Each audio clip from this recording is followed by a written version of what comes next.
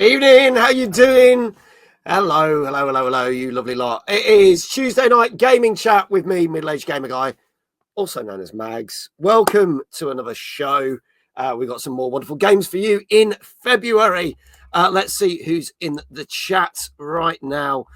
First one here, Mr. Dan Game Tank. Hey up, how you doing, buddy? Good to see you. Gozzo is here, as present as ever. Looking forward to seeing you next week at the debug event, my friend. And also, he DM'd me to say, we're going to say this now because we're not covering it, because we'll cover it next week. But State of Play, PlayStation Showcase, 10 p.m. UK tomorrow night. Literally announced it earlier today. We said there was rumours it was going to happen. It is happening. Gozzo DM'd me straight away. So thank you, dude. And no doubt, me and Dave and our guests will talk about that and all the games that are announced on next week's show. Who else we got here? Big Jesse. Good evening, you lovely lot. And Mag. Moving on. Dave Johnson. It's Jesse. That's all right. That's a comeback. That's good enough. Who else we got? Hello, Midnight Stitch. Long time no see. Hello, stranger. Good to see you. Flame, good evening. Good to see you as always, buddy. We had fun playing Among Us last week, so it's good to see you. Jenny. Oh, hi. Oh, hi, Mark. How you doing? Kindred, good evening. Good to see you, buddy, as well. Lots of lovely people. Who else? iQuell, good evening, sir. Good to see you. PlayStation Noise. Dude. There you go. That's about as close as I'll get to it. There you go. All hail the wonderful Mag. Dave's been nice to me tonight, which I think is very kind. Thank you. But there you go. So, yeah, hope you're all well. Hope you've had a good week since we last saw you on last week's show. You can tell my voice is getting husky. Wondering how much more huskier it can get during the evening, but we'll see. But there we go. But obviously, I can't do this show by myself. It has to be with the person that knows more about video games than I could ever dream of thinking about. Please get it up for the man, the co-host that knows the most, the one, the only, Mr. David Jones. Good evening, mate. How you doing? I'm all right. How are you? Not too bad, thank you. Evening, everyone in chat. Hope you're all doing well. There you go. Don't forget, exclamation Dave, as you see there. Exclamation Dave in chat, as Dan has done there. Danker, good evening as well. Can we get a shout out for Danker? He's our community member of the month. Pardon me. Yeah, gets a shout every shout. Jenny says it's freezing. I don't think it's freezing for anybody else. Screen. I think it might be just you. Give it a refresh, Jenny. It might work. But everything seems all right from our end. Just to cover our backs, it seems good. So there you go. So, Dave, what have you been up to and what have you been doing, good sir? Oh, just the usual stuff, mate. Just work and then family life with a little bit of gaming thrown in here and there. So I've played a bit more of the first Kingdom Come Deliverance. But I think I'll talk a bit more about that when we talk about the second one, shortly. Yeah. So apart from that, I did a little bit more in Stalker 2, although only kind of like getting myself ready for the next mission. Because from where I'd finished the previous mission, it was a bit of a trek across the map. So I've had to get like from one spot to one of the sort of hub areas where I could sell some stuff, buy some new stuff, prepare myself for the next mission. So I'm kind of like at that point where I can, next time I load it up, I can go to the next area, new area that I haven't been to yet, and see what that mission's like. Wow. So I'm slowly edging close to the end, but it is taking a fair while. I am ignoring probably majority of the side quests just because I can't bother to go wandering around the map that much, because a side quest that popped up while I was on my way from one place to another, like the last session, wanted me to go to like multiple points on the map, and I thought, bollocks, I'm not trekking all the way over there again, because it takes ages, because it's got very limited fast travel, no vehicle, so you just got to walk or run. And I thought, I'm not going all the way over to the east side of the map again, it's miles away. So side quest, I'm just going to do the main quests and then be done with it. Fair enough. I am obviously we will talk about Kingdom Come Deliverance too. In fact, there's 3 of the games tonight we'll talk about because I have streamed them since our last show, which is quite cool. But yeah, I've been putting more hours into I've got it right here still. Dynasty Warriors Origins, which has been great fun. I'm on the penultimate chapter now, so I might get it finished this week, or it might be that the chapters are even bigger. But I'm going to say this. Still enjoying it, and it's a fantastic game, especially when you go riding over a hill on your horse, and there's just hundreds and hundreds of soldiers with you charging, and there's just like thousands of enemy soldiers there. It just looks fantastic. It is epic, but I'm getting to the point now where I just don't give a shit about the story. And it just seems getting on and on and on. And I'm finding myself actually skipping through the story cutscenes, which is not a good thing. But the game itself is good. I just don't find that story interesting now. It feels like it's just repeating itself over and over again. So you get that with some. Perhaps it's gone on a bit too long. Perhaps I could have cut it down a bit, shorten the whole game. By a good margin to get a better story, better pace. Yeah, and it doesn't feel like there's anything that's actually really happened much. Like some stuff happened at the start, and now it just feels like it's just filling it. So I don't know. We'll see how if I get to the end of it, it might change my opinion. But that's not good for me to go skip scene, because it's just nothing but talking. But then the actual game itself, fantastic still. So I'm enjoying it. So there you go. Anyway, a couple of people who've joined us since we've been talking. Ben's here. Good evening, Ben from Bullion. How you doing? It's Dave. Sophie says, "Hey, cutie," and then follows it up with "Not you, Mag." Dave, clearly. Evening. Will's here. It's Dave, and the other one. Thanks, Will. Fucking hate you lot. I really do. Get your virtual steps in. Yes. Dave said, "Did you not like it, Dave?" Oh no, we'll talk about that later. We won't actually. Love how Dave just embraces your chat. He does. It's like water off a duck's back with our Dave. There you go. He's not fussed about it. The story was what put me off Disney Warriors Origins. I just want to say, yeah. I find that. I think they've just put too much into it. Again, we'll talk about this. I kind of put it on an equivalent of Kingdom Come Deliverance 2. I'll talk about that and that story in a bit, I'm sure, as Dave will. But I've got my reasons, and we'll come back to that anyway. But there you go. Mag, if the mods keep being mean to you, I will start killing them. Fine. Any applications for future mods, just be wary. There you go. So there you go. Welcome all in. Right. Should we get our guest in? I think we should. Right. Well, actually, before we say that, Gozzo's getting his PS5 tomorrow. Nice. So he's going to be happy chappy. So I enjoy it, mate. Glad you're getting one.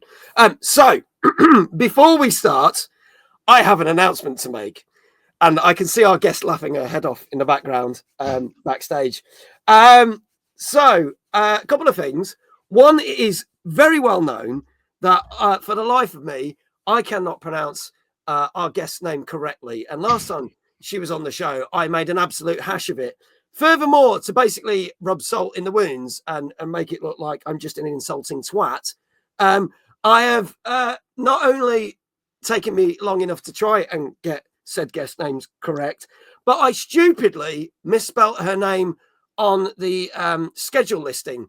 So a name just said Musoliasla, and that's not her name. I know, epic fail. So without further ado, for a second appearance, and with the help of Jesse, who told me how to pronounce this correctly, God help me if I get this wrong now. You can just see I'm setting myself up for a fail, aren't you? Please welcome our guest tonight, Musoliasla. Well done. I'm proud of you. I'm proud of you. It took Jesse, but I'm proud of you. Oh my goodness me. Hello. Hi. Evening. I could see you laughing your head off. I could just see it coming though. It was just like, I butchered this so many times, and I'm like, Yeah, I know. Thing is, I've not just done it on this show. I've done it when we've been at live events, and I've gone, hi, I just bottle it and go, Muso, how you doing? Because I'm just like, I know I'm going to get it wrong. I love that you like effectively spell my name like Mewzo, like Muso. Yeah. Oh my goodness, I love it. But hello. Muso. A fan for the band Muse. I mean, that's where it came from, right? That's where part of it came from. So yeah, there you go. Yeah. Oh, there we go. A couple of people in chat. Jenny says hi. Hi. Jesse says what? My voice is going. We'll see if it holds out tonight. I know. Guzzo says hello. Nice Monkey Island hoodie there. Yes. Thank you. It's got the monkeys on the arm as well. It's got cool. Lucas Arts on the back. I love it. Loving that Monkey Island long sleeve there. Dan says that's why I couldn't find the links earlier. Was looking at your name on the schedule. Oh, for fuck's sake! Oh, I did send your link.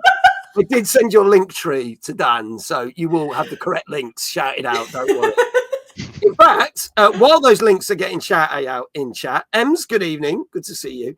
Why don't you tell everyone all about your channel, which I'll leave up there for a moment, and tell everyone what you stream and what you do. Lovely. So your voice can have a break. I got it. Yes, please. So, hey, I'm Muso or Musoliasla. I love Monkey Island. But I play a lot of Sea of Thieves. I love anything kind of like piratey kind of vibe based. I'm a big lover of Final Fantasy. I'm currently playing through Final Fantasy VII Rebirth at the minute for the first time. And also anything Star Wars. I love Star Wars. It makes me so happy. But it's just generally where I stream is generally a chaotic yet chill but heavily community-based vibe, because I love getting to know people. I love spending the time to see what other people enjoy, and I just love spending joy with other people and stuff like that as well. So yeah, that's just me. Beautiful. Can we get all those links in the chat, please? I also want to say, and my apology to, I seem to be like just generally fucking everything up tonight, but big shout out, thank you to Rolling Thunder for the follow, who followed like 7 minutes ago, and I just didn't even realize, so my apologies. Thank you to Rolling Thunder for the follow if you're here. My apologies for that. But there are all the links in the chat right now. You've got Twitch, socials, Throne, TikTok, everything. Is Twitch your main channel? Twitch is my main channel, yeah. I sometimes go through different things because I love going to different events, and I do bits of travel, so like things like Instagram and Twitter and stuff like that. I just generally put all kinds of different things across, all things that are kind of like about me, but main streaming channel, Twitch, gaming, chill, and sometimes we do mental health chats and stuff like that as well, you know?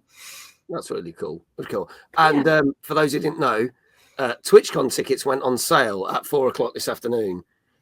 So if anyone's going, obviously I saw Muso at TwitchCon. We ended up having a chat round the bar, didn't we? We did. It was really good. We did indeed. So we had a good time. And funny enough, something that I just messaged Muso about, which I'm not going to say because I'm not allowed to say it, but that said person was also standing behind us. Another very big very big streamer to do with a game that both I like and Muso likes, but can't explain that. So people are sitting in chat and like, what on earth is he waffling about? At least we know what we're on about. Good. So yeah. I have put the link to TwitchCon tickets in my Discord, and I am waiting very patiently to find out if I will be talking on stage at TwitchCon, and I find out in 9 days if I am going to be a lucky person. Fingers crossed. So that'll be nice. And if not, I'm going to go anyway. And then we'll probably stay at the same hotel again, like we did last time, and yet not see each other, even though we stayed. And it was a small hotel. I still don't know how we missed each other at the bar. I know. And yet we met up, we saw each other in one of the most random kind of like meetups, and we're like, oh, hi. Yeah, at one of the after parties. And then we found out we stayed at the same hotel, and this hotel's got this tiny bar, and we've both been at the bar, and we're like, how the fuck did we not see each other? To be fair, the hotel room was behind like a shelf that you push. You don't even know where the rooms are. This hotel was just crazy. Yeah, this was the not hotel, which had the Kevin Bacon bar, which is great. That bartender's famous on Instagram now. Bless him. He was a lovely bloke, and he's all over their Instagram now doing stuff. So there you go. Is that because I'm famous? No. Is the answer to that. What was it? Ben said, do a Sega. No, you got no chance. We'll never get the show done. I'm not doing a Sega. We'll do that. Save that for tomorrow. But there you go. So, shall we crack on with the show, ladies and gents? Yeah, let's get going. Okay. So, in my best announcing voice, it's our 203rd show. Can you Adam and Eve it? And we have got 7 games tonight, including Kingdom Come. You're going to mess it up, weren't you? Yeah, God damn it. Kingdom Come Deliverance 2 and Ambulance Life, a paramedic simulator. We've also got some gaming news. We're going to be talking about what Warner Brothers Games plans are now that they've had 2 massive flops on their hands. What are they going to focus on? And we've got some GTA 6 news and a few things to do with Nintendo as well. So we're going to crack on with our first game this evening. And that is said game that I played on Thursday night. This came out last Tuesday while we were doing this very show. It's out on PC, PS5, Xbox Series X and S. And this is, let's get this right, Kingdom Come Deliverance 2. Let's have a look at the trailer and let us know your thoughts in chat. Here we go. Peggy 18. I was never meant to be a warrior.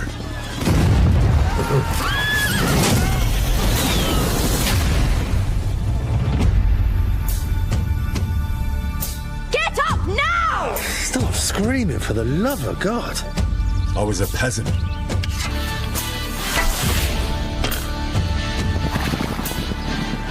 My place was around the forge. Or the pub. Drinks around the house!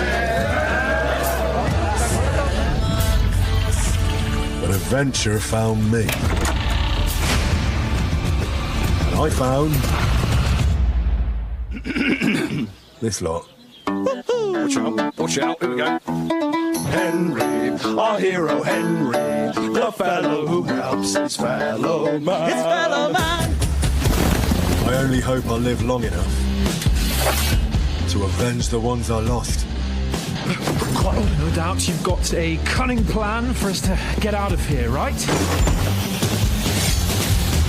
You chose a different path than I wanted for you. And maybe that's how it was meant to be.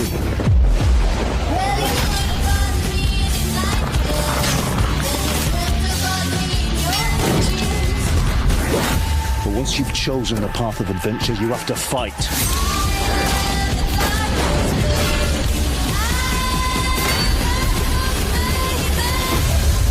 There they are. Well, now we're really fucked. You have to fight till the bitter end.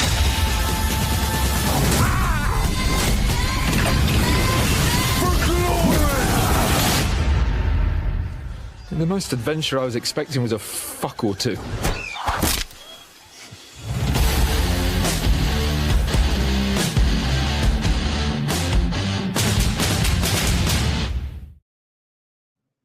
Oh, yes, Kingdom Come Deliverance 2, which was out last Tuesday on PC, PS5, and Xbox Series X and S.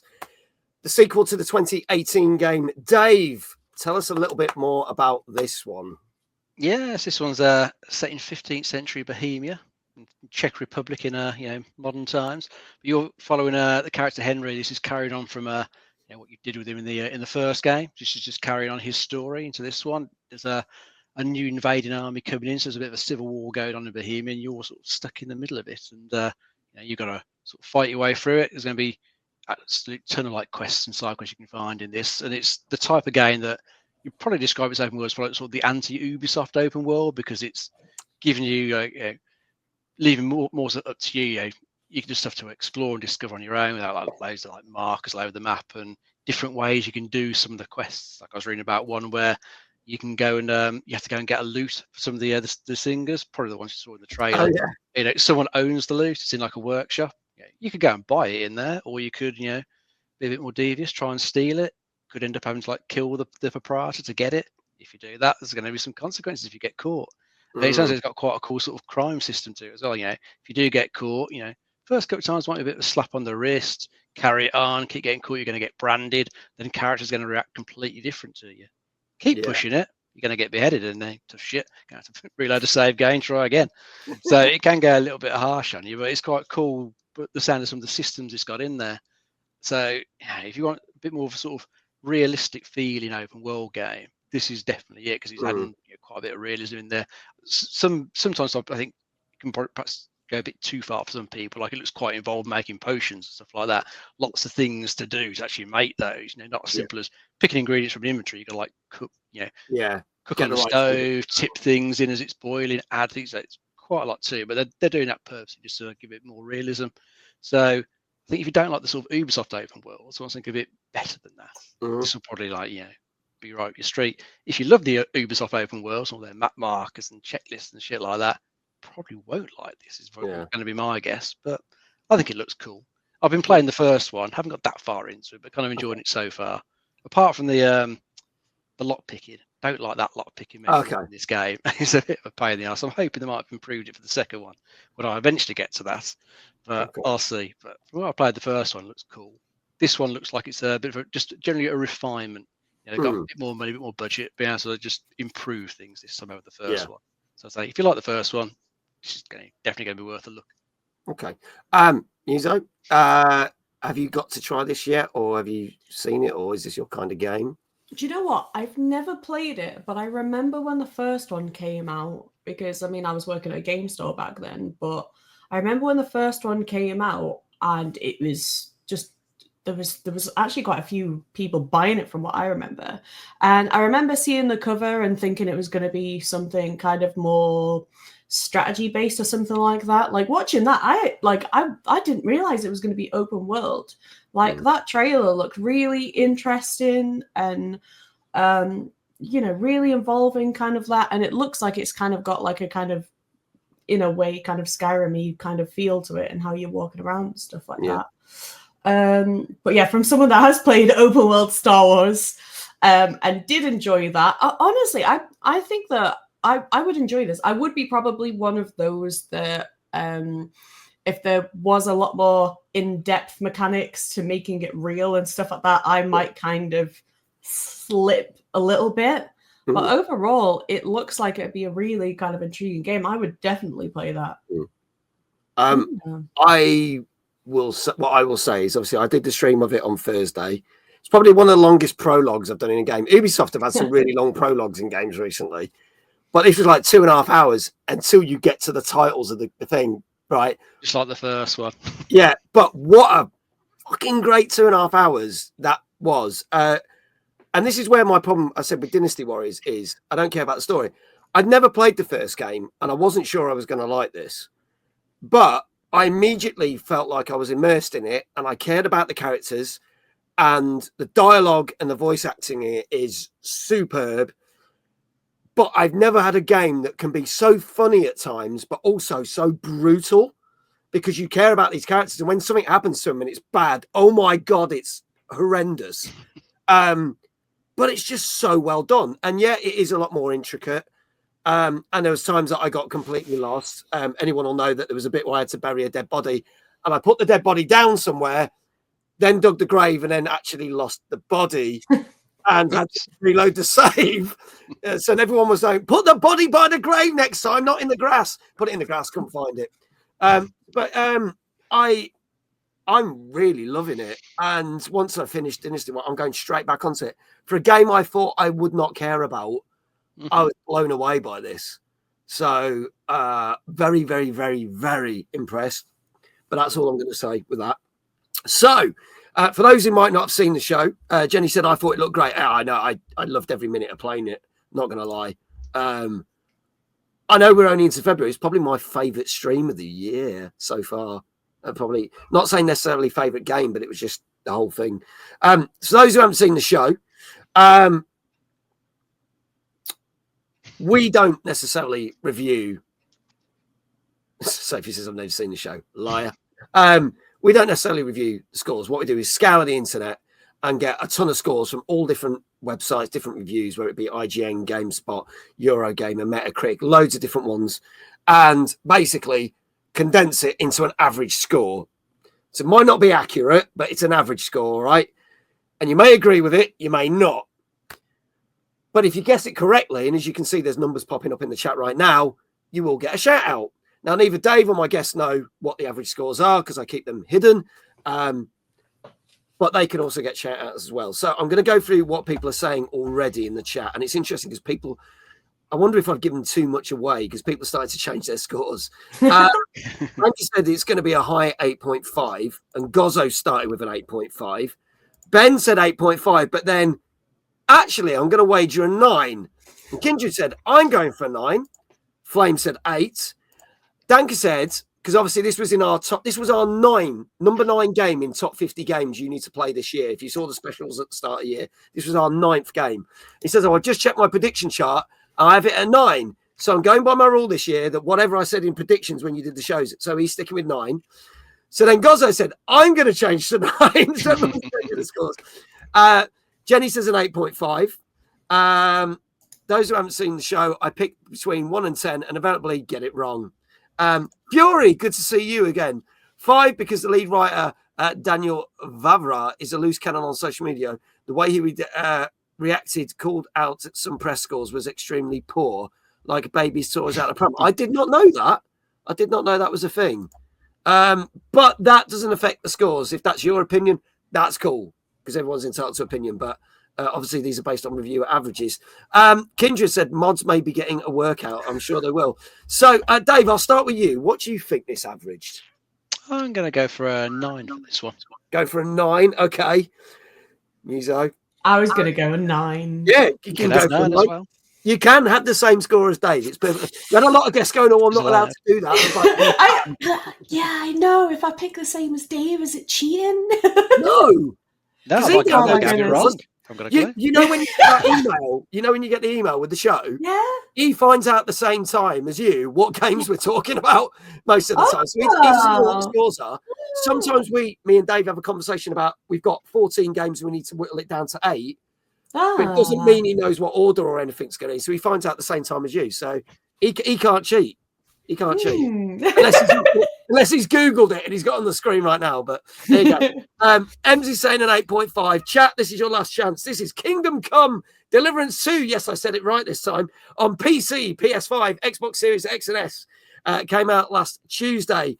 Jenny says, can you imagine if it gets a low scoring now?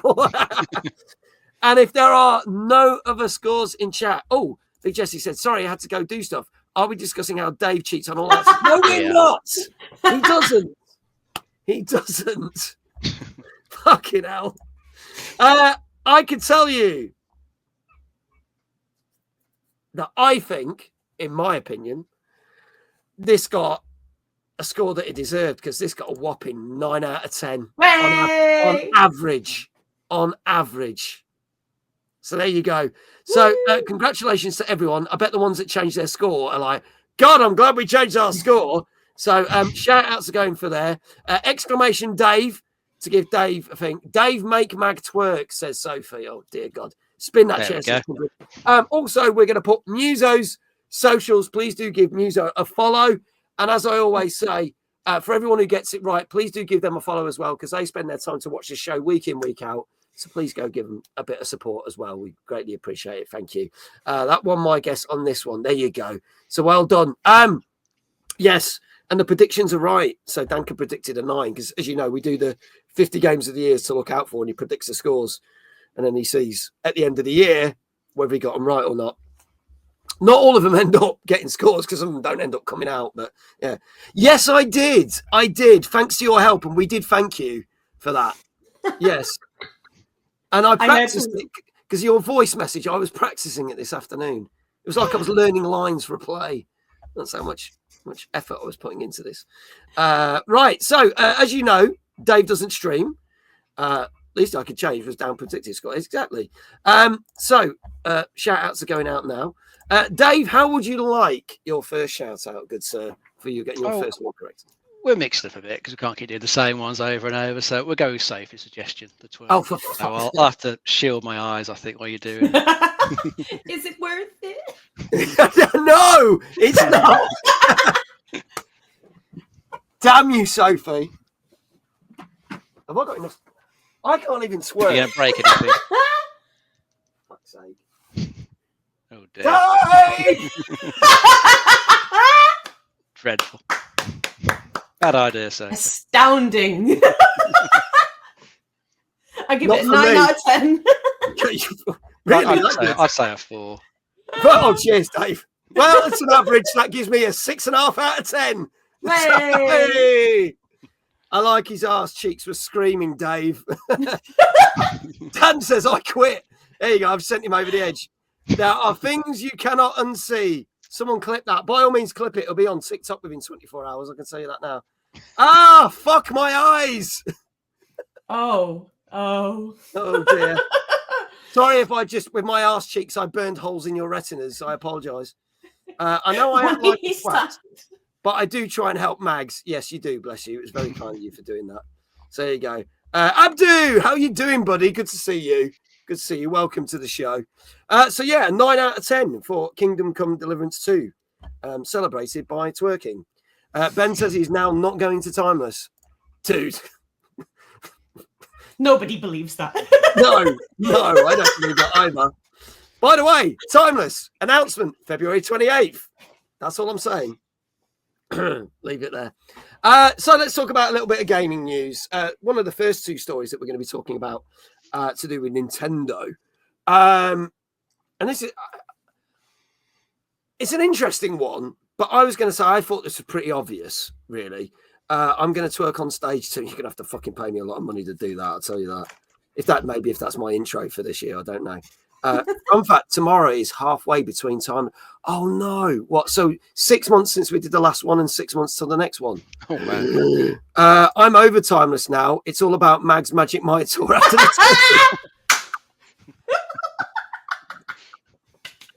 So this is the funny thing, right? Because Sophie's been going on ages about wanting kissing booths at Timeless, and I kid you not, we might have actually organised 2 kissing booths. But now Jenny's just said, it's all going to be about the twerking booths. So we just sorted one thing. It's taken us 2 years to do it. But there you go.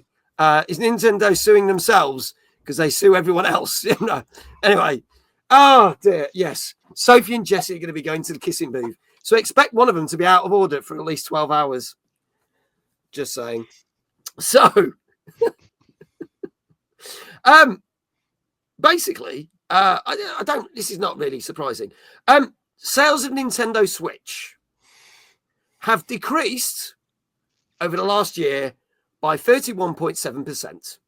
So there has been like a downward spiral for the last 2 years. So Nintendo Switch, which has been out since 2017, has been on the decline. And also, in terms of Nintendo properties related to the console, there has been a 34% decrease in sales of games and other IPs. But people have said that is mainly related to the fact that in 2023, we got the Super Mario Brothers film, which obviously boosted that quite high. So over the course of 2024, you expect it to come down because they didn't release a film.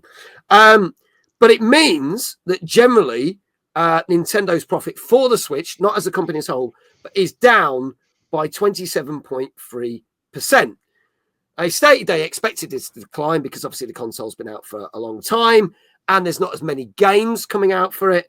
And the best-selling game for the Switch in the last 12 months was Super Mario Brothers Jamboree Party, which the Mario Party games always sell well.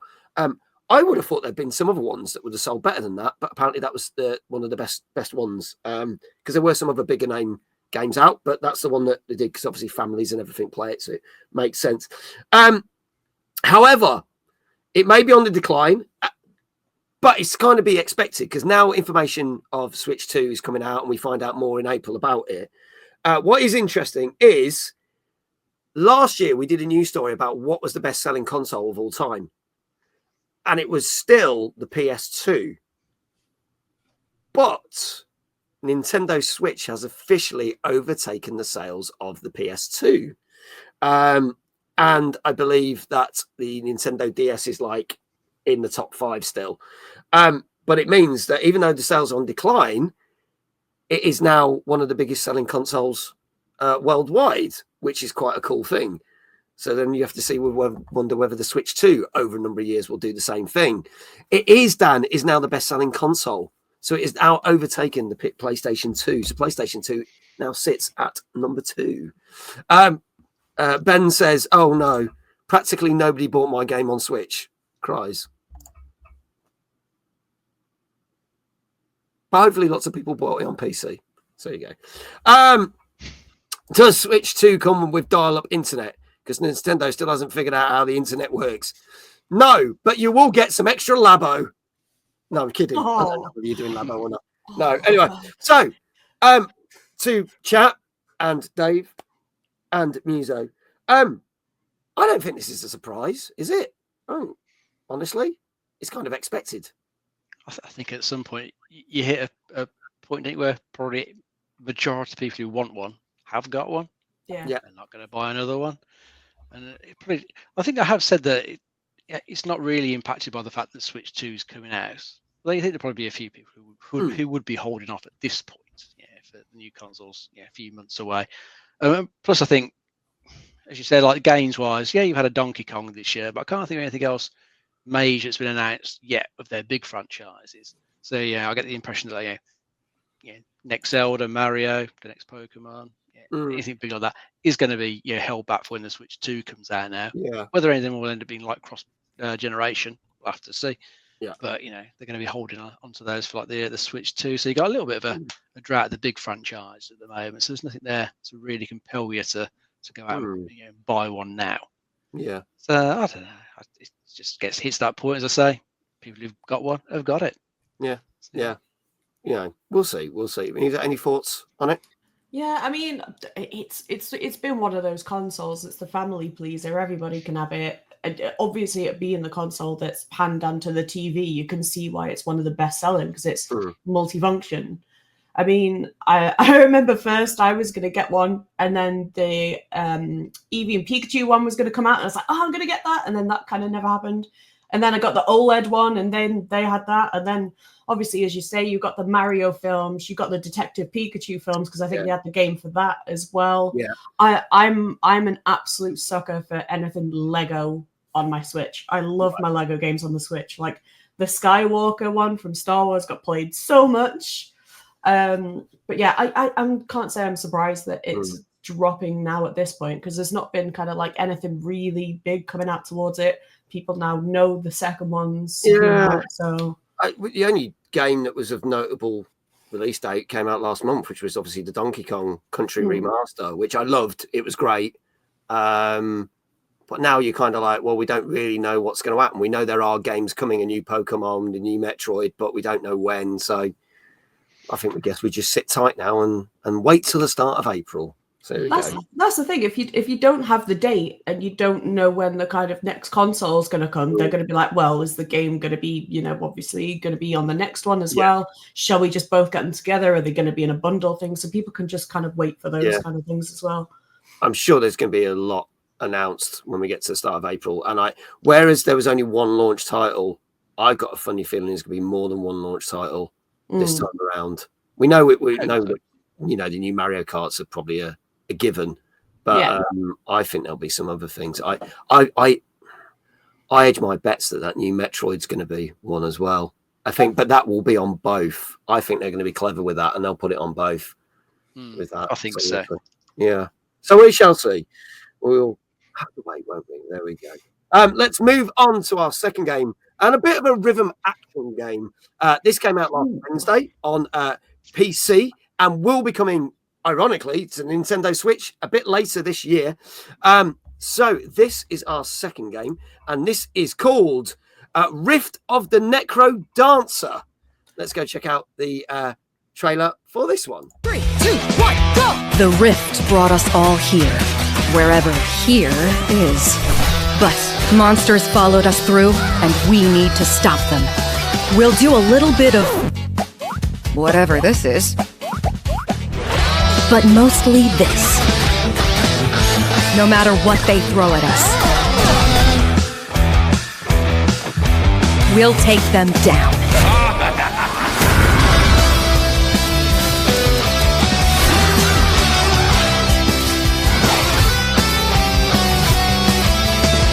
Together with my friends, we'll put an end to the Rift of the Necrodancer.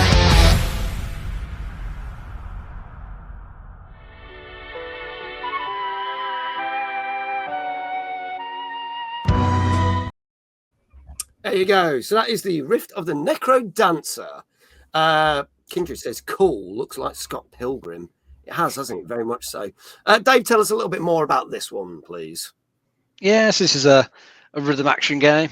It's I think following on from, was it Rift of the Crypt? Necromancer, wasn't it? Or Crypt, whatever it was called. Crypt of the Necrodancer. Yeah, it's got the same main character, but they're just doing more standard style rhythm action. The free lanes, all the enemies come down. You got to just get them in time with the beat. Watch out for like the different moves the enemies will do, because they won't necessarily stay in the same lane, or they won't necessarily go down in one hit. So you got to learn which enemies take which sort of key press to take out.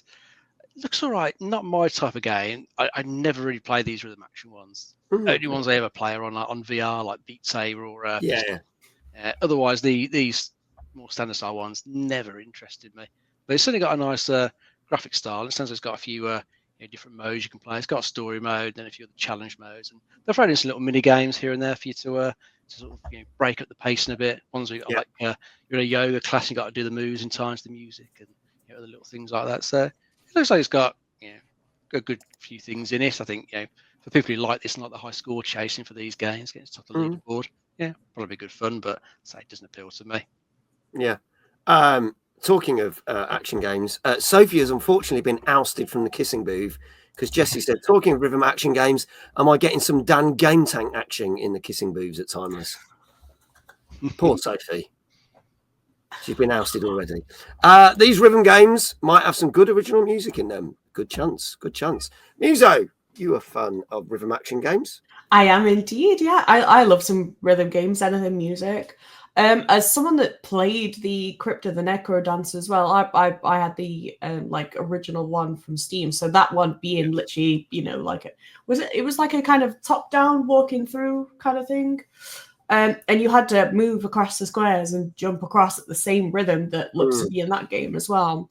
But I mean, I'd play this. It looks like a bit of fun. It's something that you'd kind of pick up, play for a bit kind of thing. I mean, I love some rhythm games. I love the accomplishment of getting to the end of something, So it looks kind of fun to me. It looks like kind of like what you kind of have like the Monster Prom kind of things with the text and stuff like that. And then you also go Crypt of the Necrodancer, bringing the music in. I think it's all right. I'd play it for sure. Yeah, I like rhythm action games, so I would give this a go. Everyone knows that I'm crazy about Spin Rhythm XD, and every time they bring out DLC, I'm always playing that. Love that to bits. So any sort of rhythm action games, this is right up my street. Let's have a look. Let's see what people are saying in terms of scores. First one, Mooney. Good evening, Moonchild. Good to see you. Mooney says a 7.5 for this one. Moonbeard. Hello, Moonbeard. Her other half says 5. Looks like a Flash animation with terrible voice acting. Damn. Kindred, 6.5. Gozzo says an 8. Flame says 7.5. I've been chatting a while, you blind head. Yes, probably. Seeing the way tonight's show's going, I've been messing everything up. It doesn't surprise me. Rhythm games can be fun, not generally my go-to, though. Where did I saw someone else put a score? I'm sure I saw someone else put a score. No, I've not got it there. Chat, get your scores in. Well, you can. Flame said 7.5. I know that one. I'll start with you, Muso. What do you reckon? So, I think that the original game did quite well, but I think that having the rhythm kind of side to it might not be everybody's appeal. But I don't think it's going to be too low. I'm probably 7.5, 8-ish.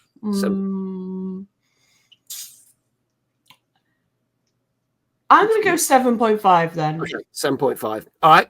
7.5 from Muso. Danka says, oh, okay, I've seen this and had my eyes on it when it was first announced. Going to go for an 8. Fury says 8.5. Nice evolution from the Necrodancer series. Dave, what say you? I'll try an 8 for this one. Trying 8. Okay, folks, last chance.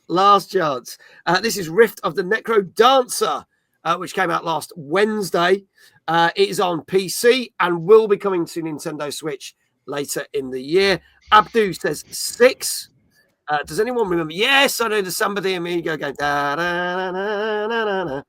Anyway, it's scoring less than these TGI chicken strips, says Jesse.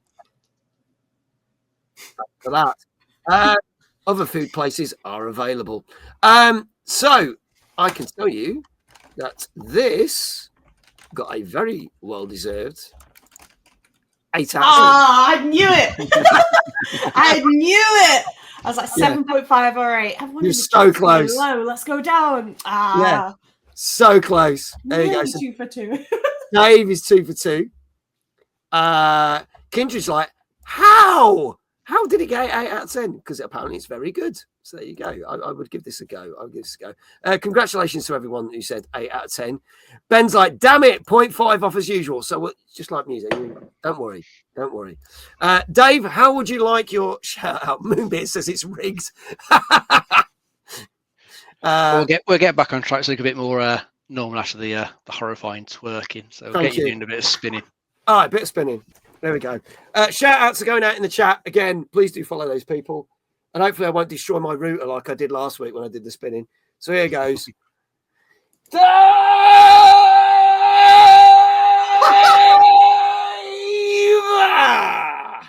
Very nice. Nailed it. Thank you. Yeah, not sure my voice did, but the rest of it was fine. Right, moving on. Some more Nintendo news. Now, what's been interesting is a lot of people, as we said, we find out a lot more about the new Nintendo Switch 2, at the start of April. And if anyone has been lucky enough to get the thing for London, because I'm still on a waiting list, so I'm waiting to hear. I know a couple of people, and I passed the plunger that we've raided, and who's a friend of Odd Trots /Ed/John, keeps changing his name, has managed to get tickets for it. And another guy who's a well-known YouTuber has, but most people haven't seemed to get them. So if anyone has managed to get them, please do let us know as I'm waiting. But there's been a lot of talk about what is the price point going to be for the new Switch 2. And Nintendo themselves kind of put out a statement stating that obviously they've had to focus it on the fact that there has been a raise in prices, and obviously with taxes and different stuff in different countries and inflation. And obviously hardware costs have gone up ever since. There's a lot of changes since 2017. Now, I'm right in thinking that about a Nintendo Switch in 2017 was around about 350 quid, wasn't it, when it came out? Yeah, I think so. Yeah, so I think it's about right. So people are guessing where it's going to be. Like, is it going to be around about the same? Is it going to be the 400 quid mark? Is it going to be 450? Is it going to be 500? Because obviously they're saying it's the equivalent tech of the PS4. But they have said, the actual president of Nintendo has stated that they have kept in mind, obviously, all the price increases, but want to keep it affordable as a console.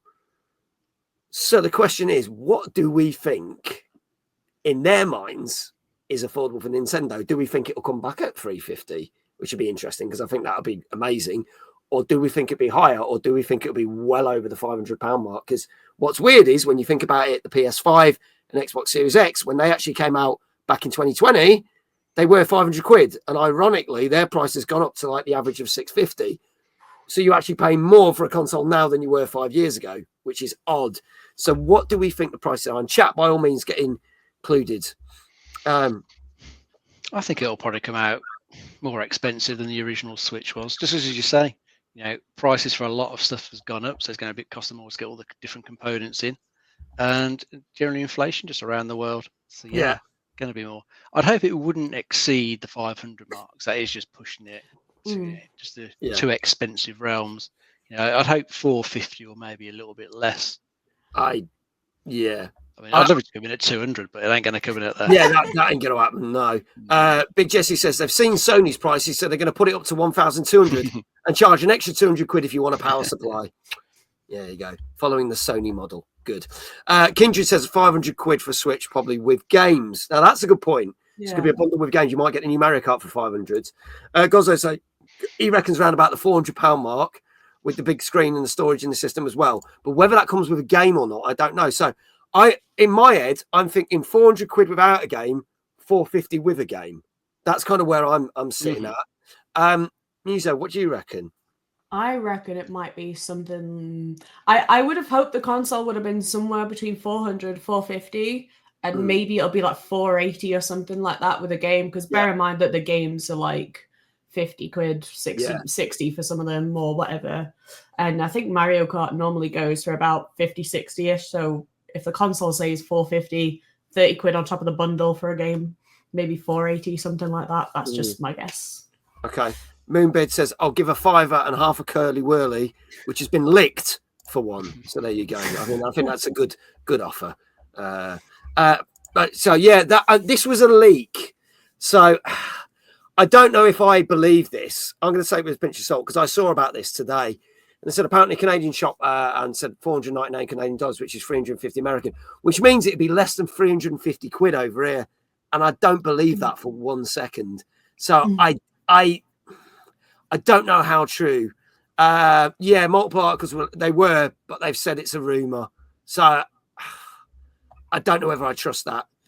I think $3.99.99. Well, actually, dollars are worth more over there than things. So actually, $350 would actually be less over here than that. It would be less than 350. You're probably looking at about 300 quid, and I can't see them selling a Switch for 300 quid.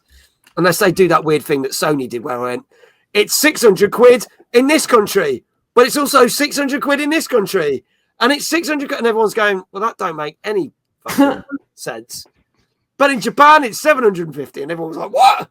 There you go. Oh, you think it's going to be $399.99? That's fair enough, Sophie.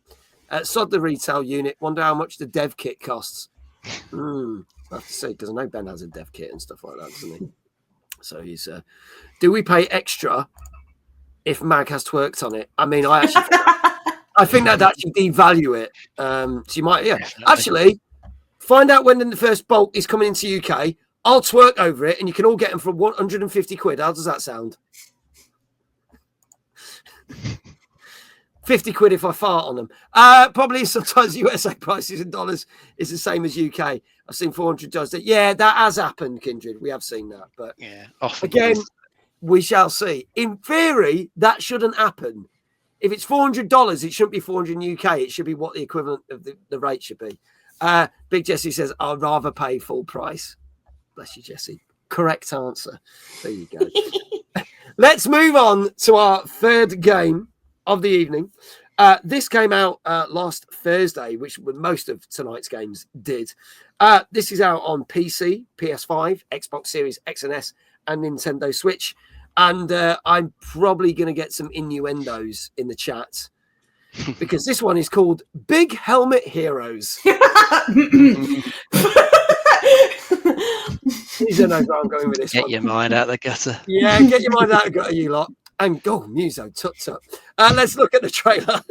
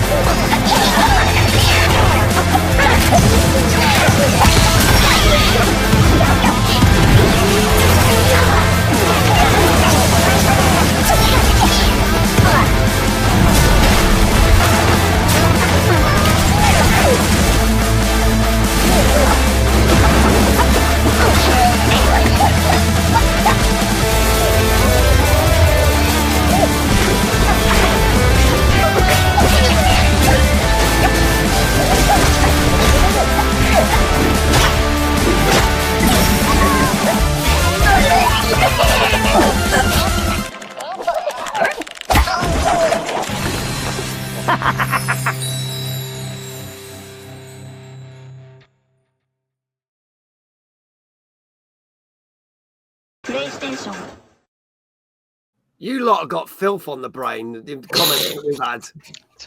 There you go. I want to say hello to a couple of other people. Obs is in chat. Hello, Obs. How you doing, Clay? Great to see you. Lady Dole, good evening. Lovely to see you. Welcome on in. And yes, of course, the obligatory PlayStation noise.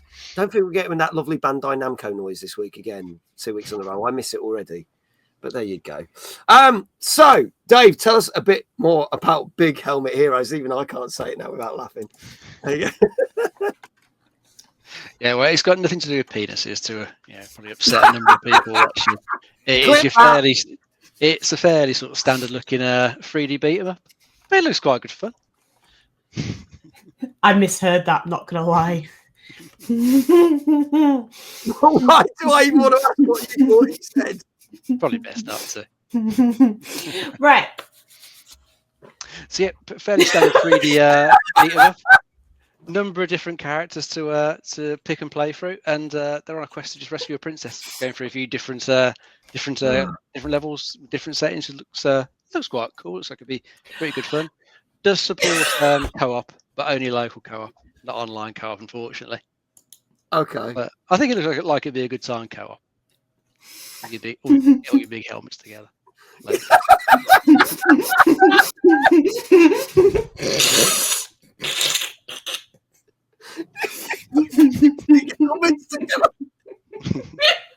Oh, you like that?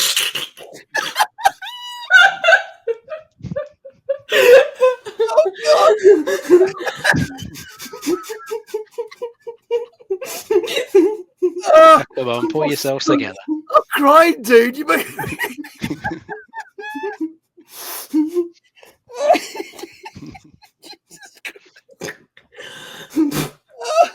Oh God! Oh, only you could make that sound so deadpan, Dave. Why, thank you.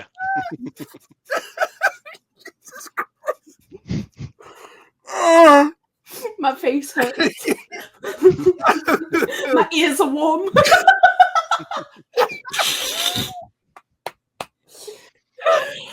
Christ, I can't breathe. I think I'm having cardiac arrest.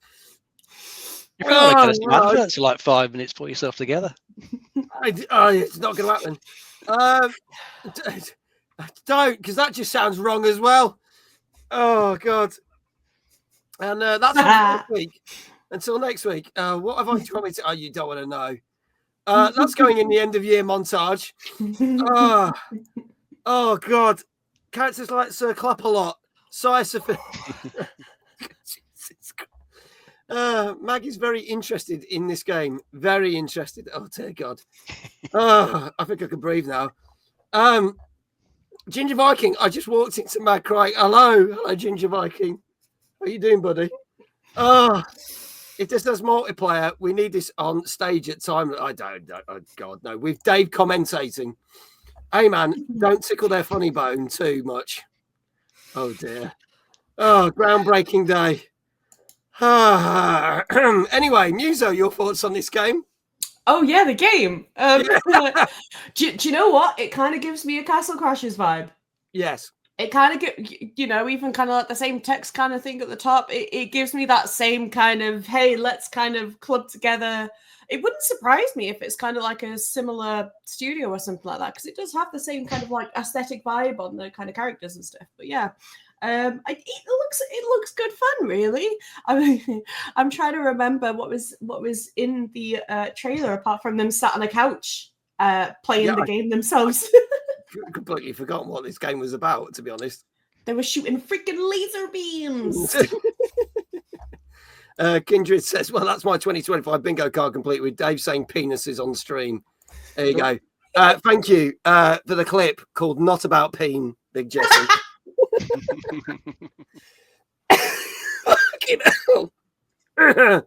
Anyway, chat, what do you think about this? You might have to put your scores in because the chat's gone. There you go.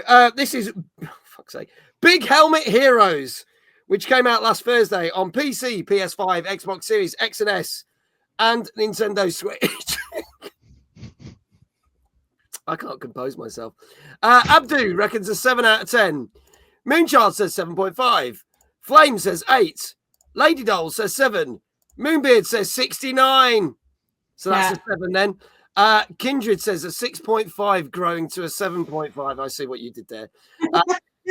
Ben says an 8. Is what he said it. Viking says 7.5. 6 from Danker. Looks a bit 6, but enough about measurement contests. Jenny says 7. Ob says 7. Moonbeard says, he's changed it. 7.5. Gozzo's saying a 6. Dave, we'll start with you. Try not to kill me this time. What do you reckon this got? I think I'll go for 7 penises out of 10. Oh, for fuck's sake.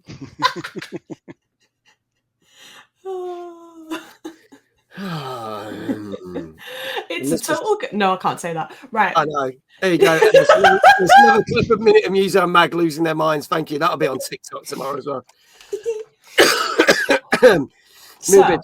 Depends how you're scoring it. So, Muso, what do you reckon?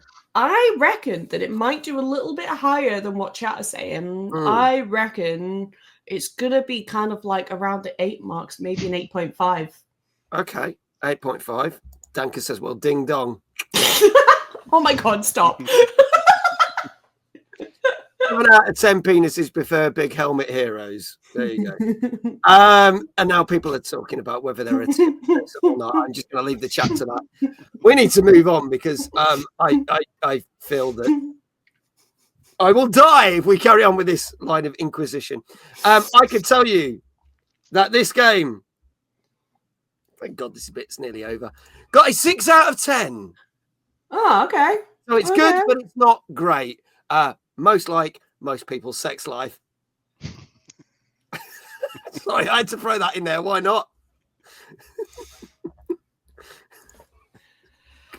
Could have been worse. So average size then. Yes. 6 is about the average. Gilfly, good evening. What the hell have I walked into? You don't want to know. Sounds like my sex life. Possibly.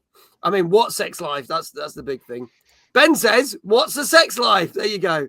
I hear that this has been some very questionable topics tonight. Yes, but there you go.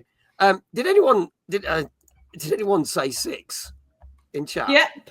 They did. Yeah. They did. I've lost. Yes. Danker, congratulations. You got it right. Gozzo said it as well. Anybody else say 6? I don't think they did. Well, if your hand scores you a 6, then that's a bad sex life. Jesus, Kindred.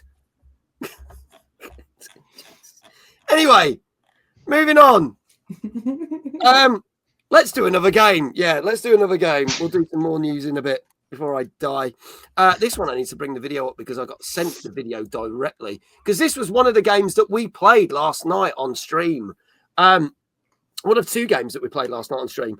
This came out on PC last year, but it now gets its console release as of last Thursday on PS4, 5, Xbox Series X, S1, and Switch. I need to get this sorted, so let me just see if this will work. Oh, I think it will if I do that. This is Moons of Darsalon, which you would have seen me playing last night on stream. Let's have a look at this. Here goes. Let's cue. Lost in depths of the lunar terrain, Darsalon's with their fate in our hands. Courage ablaze, we embark on our quest. To rescue them, we'll give it our best. Go Darsalon, they'll follow our lead. Facing dangerous threat, courage will heed. Jetpacks and vehicles with tools to fight against alien foes. We will fight all night through craters and canyons. We'll forge our path with blazes, gun blazing. We'll face their wrath. In the moons of Darsalon, the mission's clear to rescue them all and conquer the fear.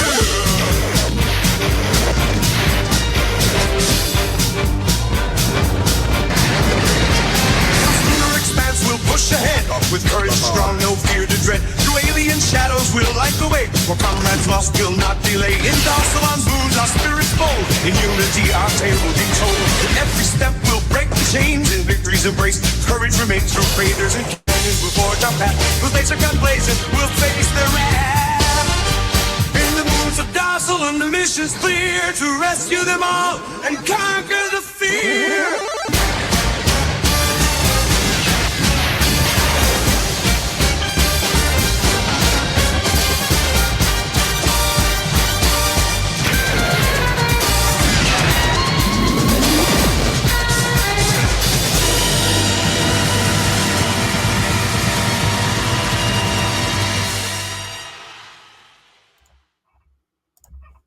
There you go. That is the Moons of Darsalon, which came out last Thursday.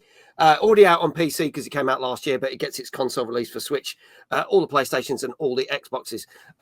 Big Jesse says, joking aside, Moons of Darsalon was wicked. Yeah. So I played this last night. It's one of 2 games. Funnily enough, the other game we're going to talk about next. And it's a cool little game where you play a pixelated spaceman. The whole thing is set up like a Spectrum or an Amstrad. So even when you boot up the game, you have to do the thing. It says take loading and it does the old graphics and loads up the thing. And then all the music is like 70s and 80s well-known tunes, but done in a chip tune way. And it's just so much fun. And you guide your little spaceman. It's like Lemmings and Worms had a baby. And you have to run around and you get like different guns and different things like jetpacks and spaceships. And then you send the people that you're trying to save in directions. So you've got to escort them.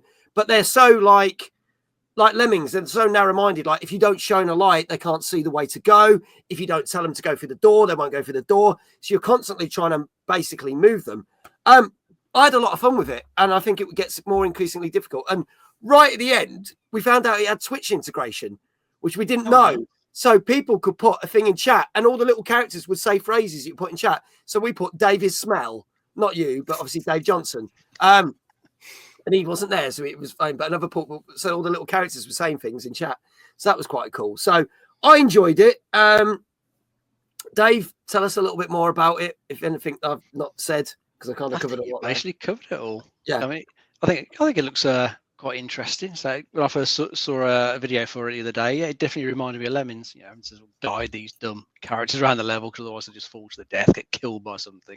Yeah. But it looks like it's a bit more challenging in some degrees, all these sort of enemies that are coming at you, because I don't really remember anything like that in Lemmings, just puzzles to get them through the levels. This one, you've got enemies you've got to fight against and vehicles to drive, and it does look like an interesting graphical style, yeah, as you're saying, that sort of pixel art style, but there's some 3D stuff they're doing in there with some of the vehicles and whatnot, so it looks like quite a cool little mix. Interesting little game. I mean, not what I'd ever heard of when it came out originally. No, I hadn't. Yeah, I think it looks like one of the quite good fun for anyone who likes a little bit of a puzzle game. Yearns for the old style Lemmings. Yeah.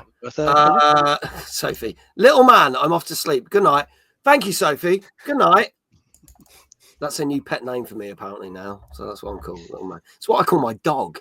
But there you go. It's not what I thought you were going to say. That's what I call Mojo. Mojo's called the little man because he's like a little guy. Do not go there, Muso. Muso, your thoughts on this before this gets really weird?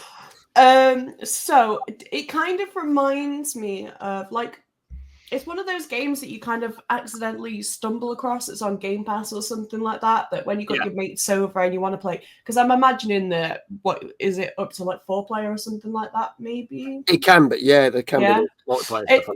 It's one of those that when you're kind of having a games night and you're looking for a game that you can play when you got your mates round, because half the games these days you can't couch co-op, you can't get loads of people to play. Yeah. But it looks like good fun. Like the last game that I probably played like this was something like Broforce or something like that. Oh yeah, same kind of graphics and stuff. Yeah, so that's the kind of vibes it gives me, because that was 80s style or whatever. Because you had Stallone and you had Blade and all kinds of things you could play in that, and that was pretty cool, being able to play the characters with the different skills and stuff. So it kind of gives me that kind of vibe. Yeah. Okay. All right, folks. Some scores we've already got in the chat. If you have just joined us, by all means, guess the scores in chat. You might get a shout out for your channel. So all the people that have come in. Let's have a look. So first one in, Lady Doll said a 5.5. Atomic Moonchild 6 looks shite. Ginger Viking 6.5. Danke says the safe 7.5, like the twin integration that we found quite late on. Gozo 7.5. Obs 7.5. Kindred 7.5. Ben 7.5. Everyone's going for the 7.5. Lots of people thought I said dong, not dog. Ben says I'm thinking 7 here. You lot are awful. You really are. But you're not really. Flame 7. Flame says 7. 6, mate. Bag of wank, says Moonbeard. Okay. I enjoyed it. I enjoyed playing it last night, and I'll probably play more of it. I was playing it on Xbox. Yeah, let's start with Muso on this one. What do you reckon? First thoughts, potentially 6.57-ish. I think because of it's kind of lower kind of graphically than the other kind of old school graphic kind of games, but the soundtracks also sounds like it's a bit of a banger, especially if it's got covers and stuff like that. I think that would kind of bring it up a bit. So maybe 7. Maybe? Okay, going for a 7. Okay, Dave, what say you? I was thinking 7 as well, so I'll go with the same. All right, going for a 7. I do said when Sega saw Ubisoft was making Skull and Bones, they said, hold my sake and made like a Dragon Pie. I actually think that is going to be an amazing game. I'm looking forward to it. I'm streaming that. 2 weeks' time, I think. 2 weeks' time, we're streaming that. So we'll see. And we'll probably be talking about that on the show as well in 2 weeks. Well, it's Valentine's week, so love is in the air. Love is in the air. Ooh, ooh. Big Jesse says 69. Sex reference, so that's a 7 then. Right, let's go then. Last chance. Moons of Darsalon came out last Thursday. PC, PS4, 5, Xbox Series X, S1, Switch. If you haven't put your scores, do it. Lust is in the chat. Da, da, da, da, da, da. Yes, it is. Clearly. I can tell you that this got 7.5. Ah, 0.5 off. I know, but there's a lot of people in chat who got that right. 7.5 out of 10. And it's interesting because, as Dave said, I didn't hear much about this game when it came out last year on PC, and now it's got its console release. But there's a lot of videos on YouTube that say, is this a hidden gem that no one's talking about? Because loads of people have been raving about it. And it is really, really good fun. Ben says, fuck! Revised down from my usual 0.5. Yes, lots of people got it right. Abdu, we're not talking about that. By all means, if chat want to talk about that, that's fine. But I think we talked about that before Christmas. So, yeah, there you go. We only cover the games that are out in the last 7 days or so, my friend. So, but by all means, if chat want to talk about other games, that's cool on us. Otherwise, we'd never get the fucking show finished. Let's face it, we talked about every game that ever came out at all time, ever. But congratulations to everyone who got that right. There you go. Let's talk about some more gaming news. And first of two stories to do with GTA 6, because let's face it, it's never going to be a week without about talking about something of GTA 6 as we patiently wait for its release. And that's what we're actually going to be talking about, because people were saying nobody really knows when GTA 6 is going to be out. And we were saying last week that there was rumors that it's going to be a fall release. And we say fall because that's technically not our autumn, because our autumn is September, October, November. But for the American market, fall is actually only September, October, because holiday season for them, because of Thanksgiving and stuff, is November, December. It's completely different. But they did say it was going to be this year. But Take-Two have recently had their finance meeting where they reveal all their finances and what they've done and their end-of-year money and all the billions and trillions of dollars they've made. And again, the people from Take-Two said that it will be a full release. Abdu said GTA 6 coming out spring 2066. Maybe. They will just suddenly release it one day. Coming 2029. We need to allow plenty of time for Mag to wiggle his titchy ass. So it probably won't come out at all. Rockstar thrashing their poor devs and testers with a shit ton of crunch time. They have said they are confident that it will come out.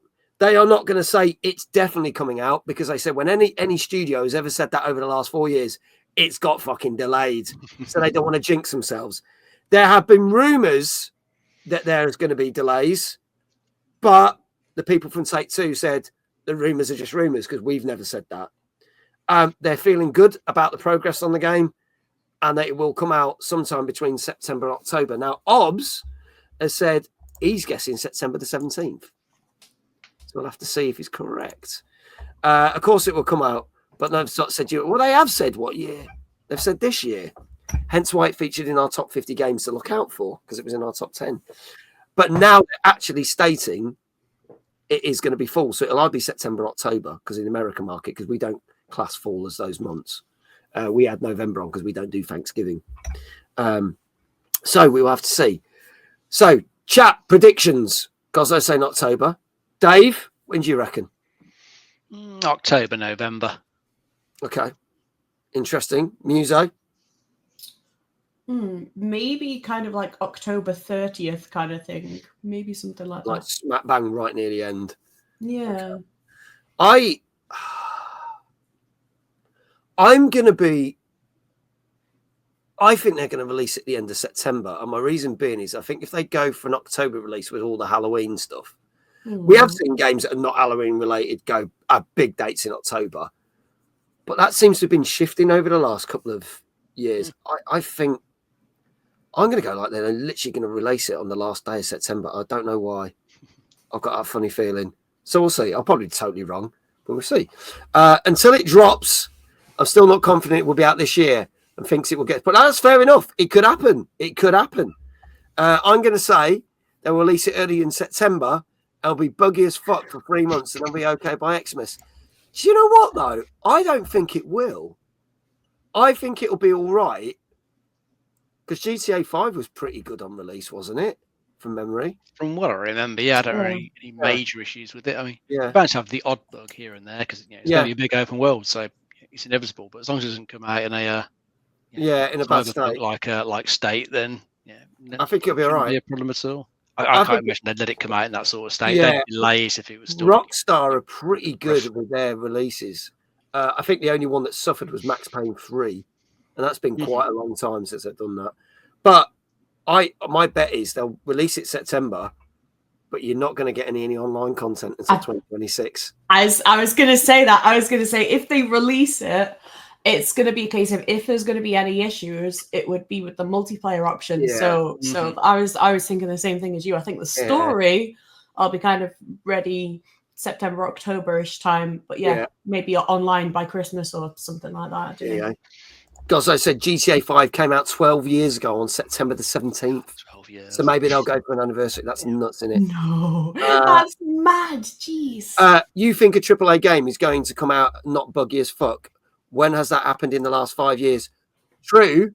Rockstar have a very good track record, and in all the games they've ever brought in all the 20, 30 plus years they've been going, they've only had one game that had a buggy release, which was Max Payne 3.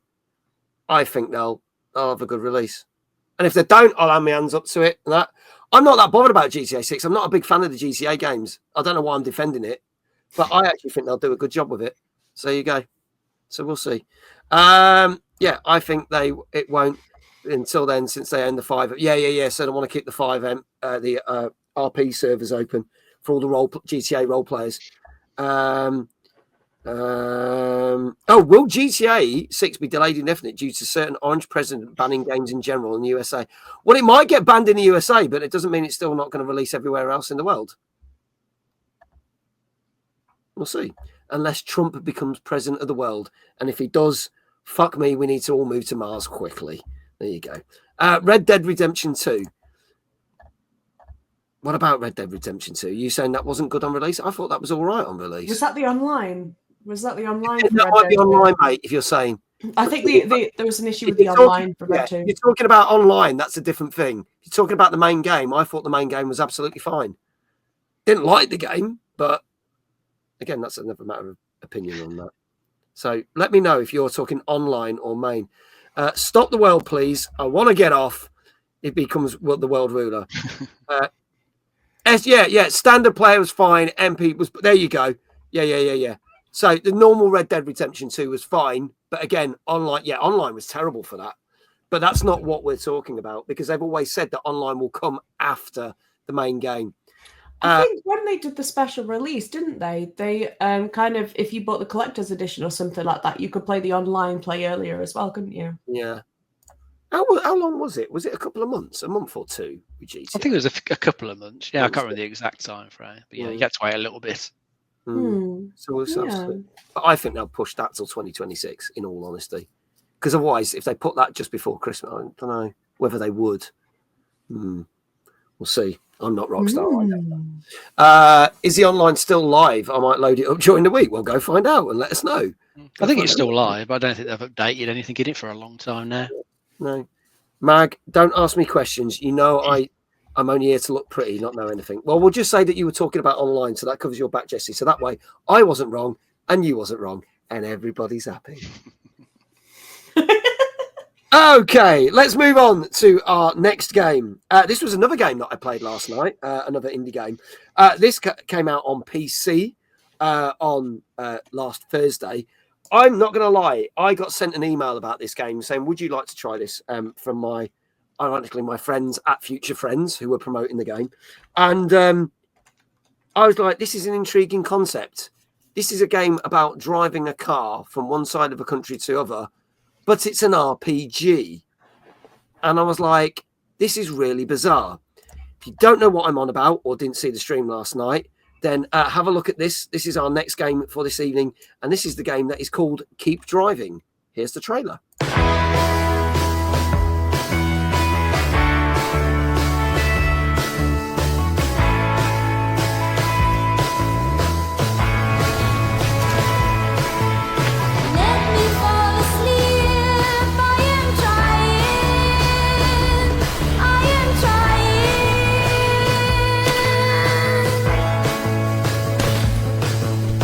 Bring me back again to where my heart belongs.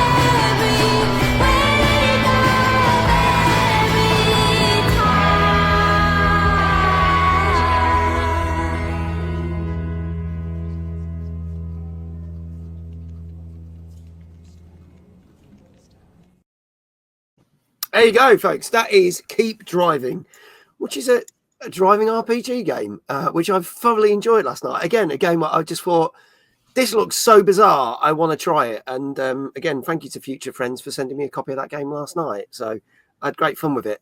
Dave, tell us a little bit more about it. Yeah, well, as you mentioned, it's a car RPG. So your character's, it's set in the mid 2000s. Your character's planning to drive like across the country to get to I think a music festival. Yeah, and it's using procedural generation. So like each sort of run that you go out on, will be different. You'll come up with a route for you, and you've got to sort of make your way across it, in any way you can. Because you've got to sort of maintain your character's health, look after your car. You need to do things to earn money en route, and keep paying for like food and petrol and stuff, so you can pick up hitchhikers, take jobs, things like that. And it's even got like a turn-based battle system too, I believe. Like if you're stuck in traffic, or if someone's tailgating you, there's like some turn-based combat you can do. Ducks in the road with one. The ducks wouldn't move, so you have an RPG battle. There's some great stuck behind a tractor. That happened a couple of times. Yeah, it looks quite cool. The idea it's come up with. It's not the sort of thing you'd think of when you think of RPG, what they're doing here. But I think it looks like it's quite a cool mix. And I like the pixel art graphics. They look really good. Yeah, it was a second pixel art, and the music in that trailer sounds pretty good. And I think it's meant to have like other good music in the game itself as well. Yeah, so anyone who saw me last night, we were playing the music in the game, but we had a mode where it was streamer friendly. Mm-hmm. I am going to play the game off stream because there's a thing that apparently it's got lots of well-known songs in it, and also songs by original artists. I wasn't allowed to show that last night because otherwise I'd get a slap wrist from Twitch. But I'm going to play it and see what the music sounds like. So apparently the soundtrack's absolutely banging. So yeah, I had great fun with it. Again, it was something very, very unexpected. And Dave Johnson and me looked at it and we were like, I think we should give this some time on stream. And I'm glad I did because it was fun. Any chance we could meet the Top Gear guys in this driving up? Maybe. It could happen. You never know. Muso, your thoughts on this? Yeah, you pull up alongside a Jag and there's just Jeremy Clarkson winning a drag race. No, honestly, I was truly kind of captivated by that trailer. Like I love my driving games. Yeah. I'm big into like my Formula One and my driving and stuff like that, and I love it. And that I don't know. I find that genuinely so interesting. Like I wasn't sure about what was kind of getting dragged in the middle and stuff like that. I actually saw you playing this the other day, actually. Oh, okay. Yeah. But no, that looks. I love the look of that. I love the fact of you've got kind of like your little kind of like side missiony things while you're on your way there and stuff. Yeah. But yeah, and especially if the soundtrack is anything like those kind of vibes, like the driving kind of vibes. I am all for that. That looks really. It's kind of like almost a new idea as well. It just looks really interesting. Really interesting. It's really cool. If I'm right in thinking, literally only a handful of people made this game as well. Like literally 2 or 3 people. I think they've done fantastic work. But yeah, so good. Okay, folks, get your scores in the chat. This is Keep Driving, which came out last Thursday, only on PC at the moment. Maybe you'll get some console releases because I enjoyed it. I'll definitely be playing more of this over the weekend. Let's have a look at what you lovely lot in chat are saying. Danka said, believe it or not, I think this will get an 8.5. Gozo also agrees with that, with an 8.5. Abdu said a 7 out of 10. Ben said a 7. Lady Doll said a 6.5. Jesse said an 8. I'm going to say 7, says Moonchild. Abdu said, best driving game is Burnout 3. If anyone's going to the Debug Awards next week, Mr. Adam Sawkins, who's been at Timeless before, on 2 occasions, the guy that made the Burnout games, is doing a special talk at the Debug Awards next week. So go check that out. And not trying to basically make me look good, but guess who sorted that out for them? Was it you? Oh, yeah, funny enough, it was. So there you go. So at least I did one good thing for them this year. That's my good turn done. Kindred says a 7 out of 10. Abdu says an 8 out of 10. Flame says a 7. Laydol says, need to shoot. So have an amazing rest of the stream. You take care. Stay amazing. As you take care. Thank you so much. Abdu's like, oh, that's really cool. I hear you've lent them a photographer. Well, that's not on me. I heard that you lent for that, but it just might be that me and Justin are in the same building at the same time, and we'll probably have a good laugh and a joke while watching other things that are on, whatever that may be. Oh yes. So just for the fact that I've had a private message, I'm going to say I might not tell everyone else. The Debug Awards is actually Friday next week on the 21st in Nottingham at the Metronome. Tickets are on sale. Exclamation debug in chat will take you to their website where you can get tickets. Tickets are only a tenner. That includes the daytime event where there are, I believe, 15 games, new indie games on showcase, plus a number of talks, of which the only one they've unveiled so far is Adam Sawkins. And I believe the lads from Retro Gaming Revival are going to be doing the talks. And then there is the awards in the evening, which run from 8 till 10, and the bar's open. And I believe Mr. Josh Strife Hayes is hosting the awards. So there you go. That's all the info that I know. I don't know anything else. And even if I did, I'd get in trouble pronouncing anything else. But there you go. Get your tickets now. Are you going to stream it live on Twitch, the Debug event? No, because they are. It is being streamed. Not the talks. The awards is being streamed on Twitch and YouTube. But I then believe, like last year, because I did a lot of the interviews in the daytime for them, I believe they'll all be recorded and then put up to YouTube so you can watch them on catch up. So there you go. I will put details in my Discord if people want to know. So get your tickets now. What the fuck were we doing? Scores. Did I even ask Muso? No. No. Dave, scores for Keep Driving.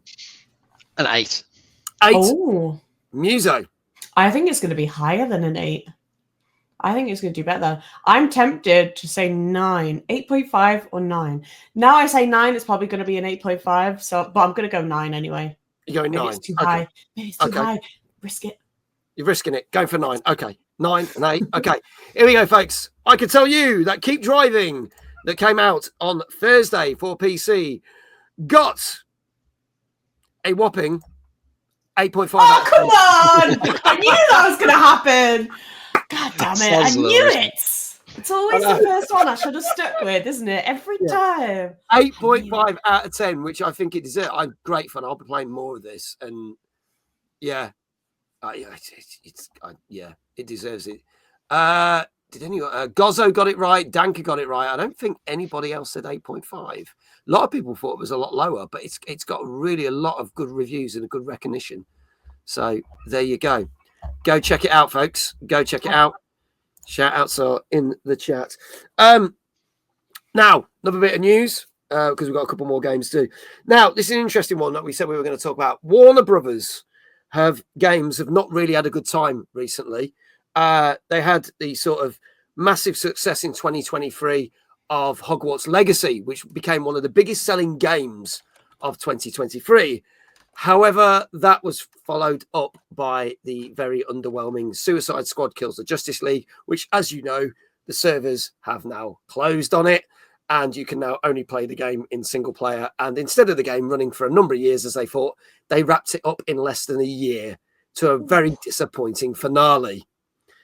So much so they didn't even animate the end screens. That's how bad that was. Damn. And then things got worse. Their game to rival Smash Brothers, which had done fairly well in early access, had a year off, and then they brought it back, which is Multiverses. And that, as you know, last week was announced that is being closed down in May and being closed down for good. So again, not even lasting a year. So Warner Brothers need a win. And they have basically stated, again, at their end of year earnings conference, what next things are in. Now, there's a couple of good things that might come out of this, but there's one thing that is a bit worrying, and we'll get onto that in a minute. So they have said that they feel that there is a number of games that they want to basically keep a focus on. They definitely will be doing a sequel to Hogwarts Legacy. They have now stated that because of the success of it. They'd be stupid not to. There will be more Mortal Kombat games because Mortal Kombat games do well. Even though the last Mortal Kombat 1 wasn't as well received as others, it still sold very well. So they will be doing that. They've got the new Game of Thrones property that's coming out. And they want to bring a Batman single player game back because they've not done one in a long time. And those always did very well. So they want to bring a Batman single player game back. A couple of other games that they did have in mind, but did get scrapped. One being the Flash game, but because the film bombed so much and reception to the film, that didn't happen. There was another game, I can't remember what they dropped. And again, it was still a property that didn't do well because it was linked to a TV or film. And they went, yeah, we're scrapping that as well. Now, the one that is questionable, and the reason they want to go back to single player, is the fact that in 2021, they announced through Monolith the Wonder Woman game, which we've heard nothing about since 2021. But they stated that last year, they literally scrapped the game and started from scratch and rebooted it because they're not happy with it. And they have spent over $100 million on the production of the game. And yet we are yet to see a proper trailer or any form of gameplay. And there's no form of dates or anything that they could announce. And this is why they are possibly going to be looking back to doing a Batman game because they know what they're doing with it. And it won't be like Suicide Squad. So they've said that single player games is where it's at. There was rumors that the Wonder Woman game was going to have something similar to the Nemesis system that was like the Shadow of Mordor games and that. But instead of Wonder Woman doing against enemies, she would recruit new heroes or bad guys that she would turn into heroes. But that whole thing was scrapped because it just didn't work within the game. So the question is, obviously they need a win. What do we think that will be successful for them? And I'll bring up some things that are in chat. And do we think that the Wonder Woman game will ever see the light of day? I mean, the fact they've already dumped 100 million on it so far, you kind of hope they can get something out of it. But from what you were saying, you know, what they were looking at, they've scrapped all that, starting again. It sounds like it's going to end up more of a sort of standard third-person action game. So whether it would actually be end up being that appealing, because let's face it, we've played a shitload of third-person action games by now. You know, usually they're not that much different from one another. So it would have to have like a really sort of good story, I think, to really sort of pull people in. So I don't know if Wonder Woman's really as big as like the other characters like Batman or Superman. I mean, it's a well-known character, but probably hasn't quite got the same sort of quite mass appeal. So even if it comes out, whether it would actually make its money back. If we're saying they spent 100 million already, it's still probably got years of development left. Couldn't have costed them like 200 million or more. Yeah, you'd have to sell a lot to make that money back. Probably wouldn't. So they might be better off just scrapping it and starting again with something else. I mean, the Batman game, they've only just said that Rocksteady are starting work on it kind of nowish. That's so it's going to be a few years. 4 years, 5 years away. Yeah.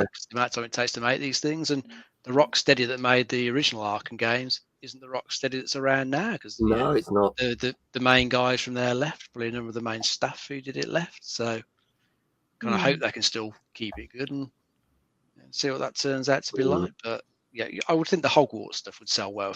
Yeah, I think so. That first one sold ridiculously well. So yeah, I think they're doing like a sort of director's cut of that. So apparently, out soon. Then hopefully the sequel turned out to be just as good, if not better.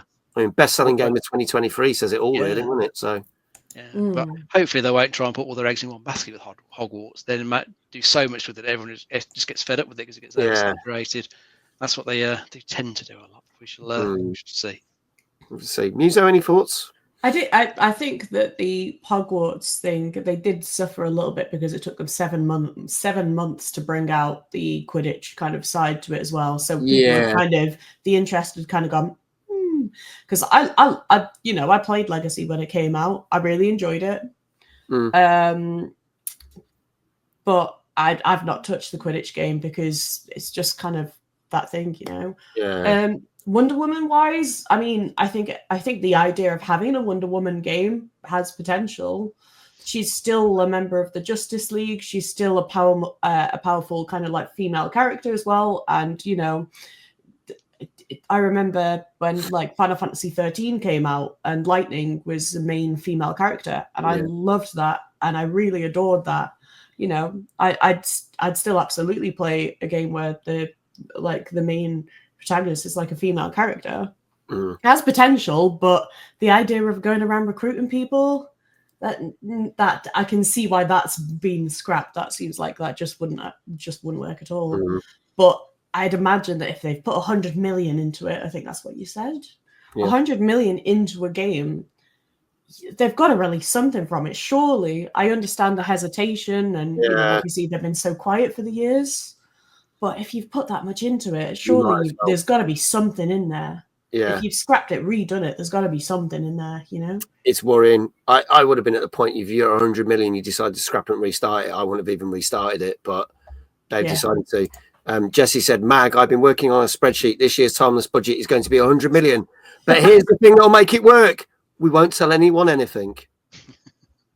I mean, you say that, and I'm going to have a dig without saying who I'm aiming this at. But there are some gaming events out there that don't release any fucking information. So they're working to that model as well.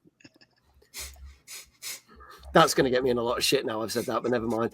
I wouldn't mind an updated build of Middle Earth to fill the potential void. Shots fired. They should remaster the first 2 Harry Potter PS1 games, but that will be sure to win for Warner Brothers, but I'm sure they find a way to put microtransactions in it and ruin it.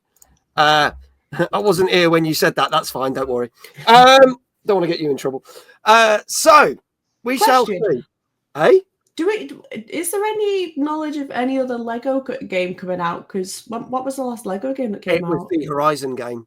Oh, Lego yeah, of Horizon. Course it was. That was November, wasn't it? Yeah, November. October, November. Not that I know of any other Lego games as yet. There's nothing been announced. But then we have got the PlayStation thing tomorrow, and there could be a Lego game in that, weirdly. I don't know why. You never know. You don't know. So we'll see. We shall see. Okay. Moving on. From the people that brought you Police Officer, Patrol Simulator, and Taxi Driver, a driving simulator that I actually played last year, driving around Barcelona badly, comes their next game, Ambulance Life, a paramedic simulator which came out last Thursday on PC, PS5, Xbox Series X and S. Let's have a look at the trailer for this one.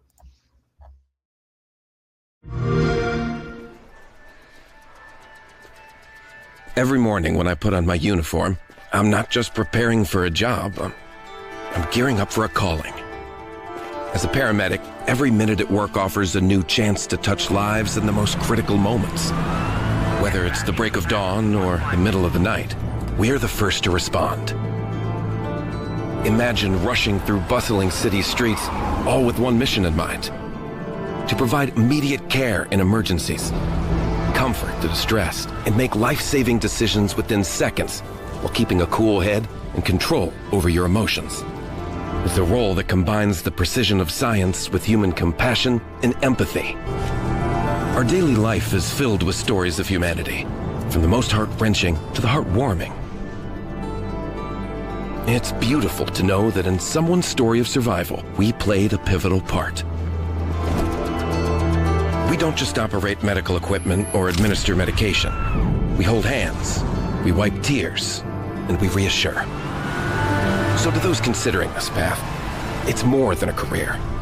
It's a role, a mission that demands courage, control, rigor, and empathy. Accident at 4th and 23rd. 2 injured and 1 serious. So join us if you want your life to be saving others.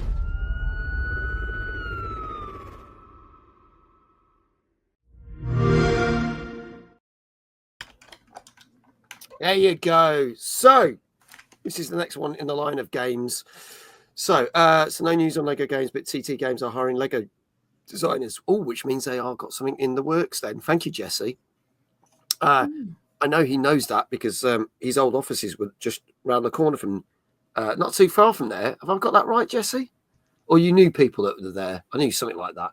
But anyway, moving on. Dave, tell us a little bit more about this next one, the simulator games. Yeah, so yet another simulator game. This one, doing the life of a paramedic. So this one's just set in like a sort of fictional US city. You'll be attending, sort of smallish sort of accidents, then escalates. It's like big disasters, and you've got to get there, assess the situation, talk to people, get some information on what the issue is, then treat the person, get them into the ambulance, and then get them back to the nearest hospital. Yeah, it kind of looks all right in the trailer. So when you sort of see a bit more of the graphics art, anything particularly impressive, you can tell it's definitely got a bit of a budget. It hasn't got like $100 million budget, like Warner Brothers just pissing away on things. It's just way less than that. It really is. It just looks like it's okay. I think you're probably gonna like these sort of simulator games to really get into it. But when I look at it, it looks like, because it has a sort of GTA look to it. If I was playing it the way I play GTA, I'd cause way more casualties on the way to the hospital than I would saving anybody. I can't say I would play this. This sort of simulator things never really appeal to me. Yeah. I think some of them can be okay, but there you go. We're just being raided by Supernova. Oh, nice. Who was our guest on last week's show? Awesome. Dinner dance.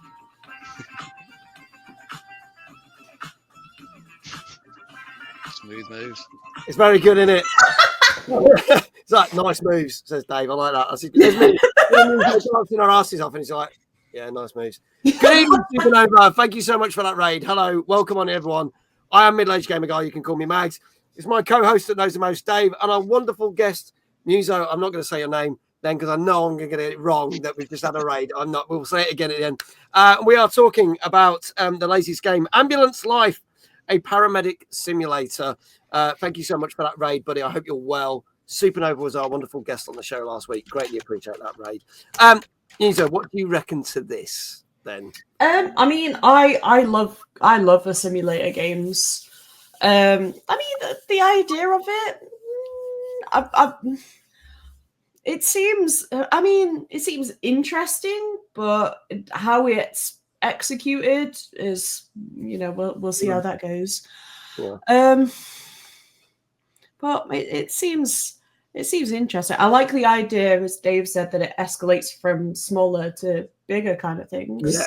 So there's some kind of like progression to it. But yeah. It's intriguing because I never felt there was any progression with the taxi one, and we played that back in March, and it was all right. But like, I kept thinking, oh, shall I go back to it? So I didn't feel like anything was changing. So it was like, well, I'm done with it. Like after 2 plays, really. So yeah, wasn't too fussed. For those who've just joined us in the raid, we don't review the games, but we do ask you to guess the scores that it may have got in chat. And if you get the scores correctly, you will get a shout out in said chat. So chat, get your scores in. We are talking Ambulance Life, a paramedic simulator, which came out last Thursday on PC, PS5, Xbox Series X and S. Danka says it is improving, but the AI is still clunky in this game. I don't know if anyone's actually put any scores yet in the chat for this one. They're coming in now. Kindred says a 7. Games Guru, good evening. How are you, buddy? Flame, 6.5. Dave, I'll go with you on this one. What do you reckon? I'm going to try 6.5. 6.5. Okay. Muso? I thought Dave and I were going to be on the same track for like the 3rd time tonight. I'm tempted to go with 6, honestly. Okay. All right, going for a 6. Anybody else in chat want to have a guess for this one? I'm swayed based on the knowledge of taxi life, says Danker. I'm going for a 6. Gozzo says a 6. Any more? Last chance before I reveal. Now, I'm going to say this. This was an interesting one because the reviews are so polarized. It's insane. There were some people that were giving this as high as 9 out of 10. Really? Right? Which surprised me, I'm not going to lie. And then we had some scores that were as low as 3 out of 10. 6 is in the middle of that, It is. But when you took into account all the scores that I got and did the average, it landed us at a 7. So it looked better. It got better reviews than it did worse, but there are some really scathing reviews out there of it. But there you go. Were they the game developers that got a 9? Maybe. But yeah, 7. Now, Taxi Life got a 6 out of 10 last year. Maybe it is because there's a bit more to do in it, but I still think it's a bit janky as hell. So there you go. Danker has just got his first one wrong, but you've done pretty well tonight. So there you go.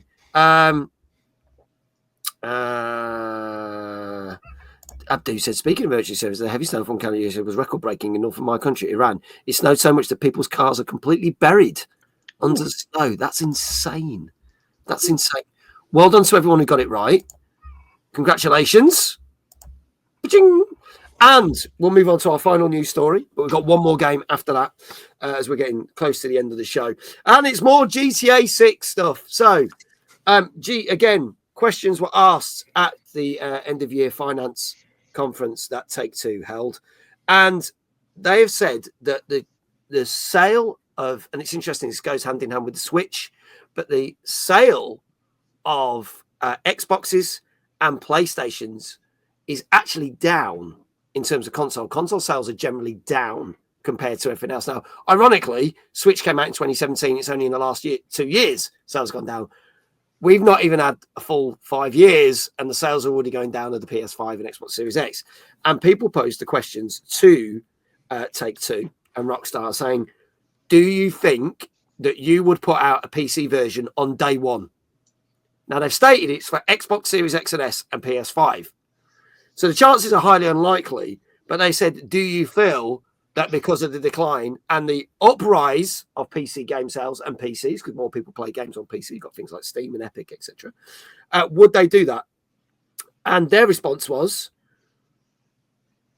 PC is more important than consoles, in their opinion. However, we want to release it on consoles first because it will help push console sales. They're confident that GTA 6 coming out will sell consoles. I actually probably agree. There's people there who haven't got the next gen consoles.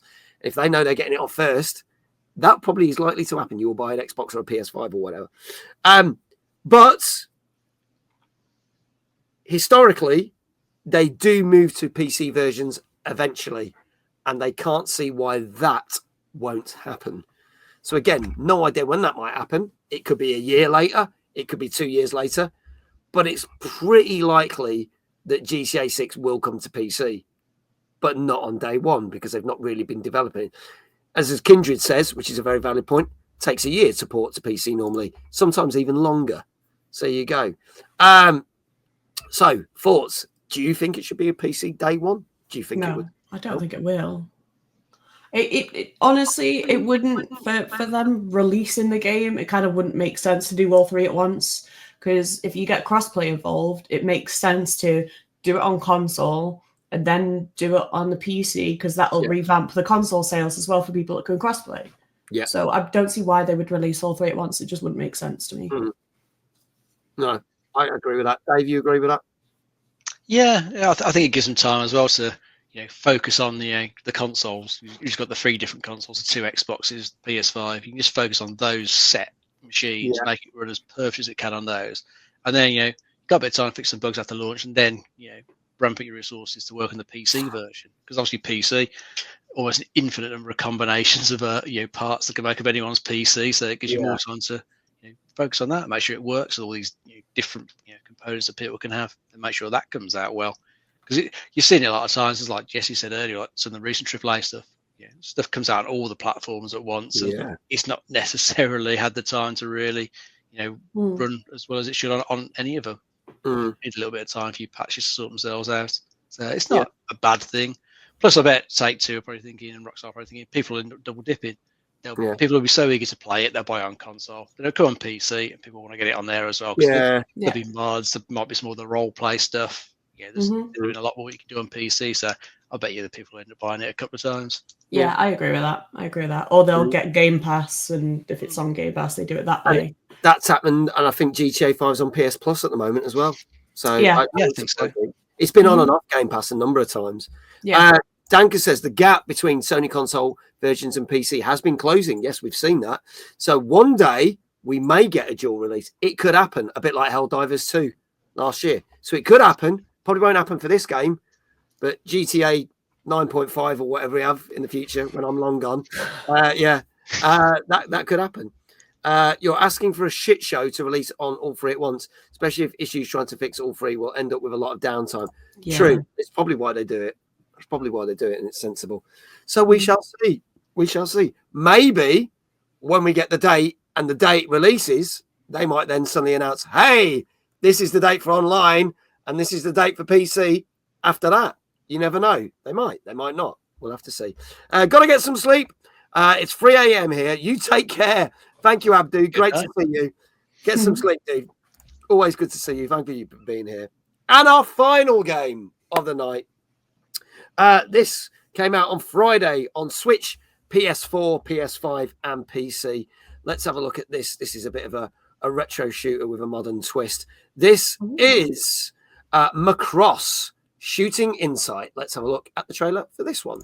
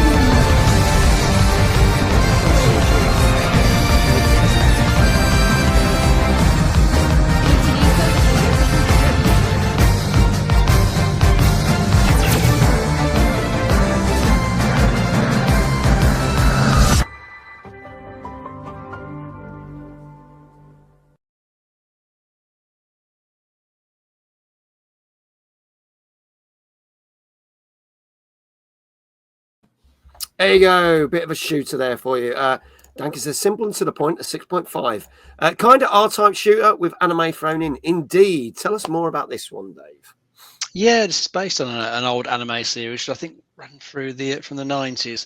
They had various sort of spin-offs to it, and this this game is using one of those sort of dimensional time-space manipulation things to bring in the characters and the songs from those different series into this game.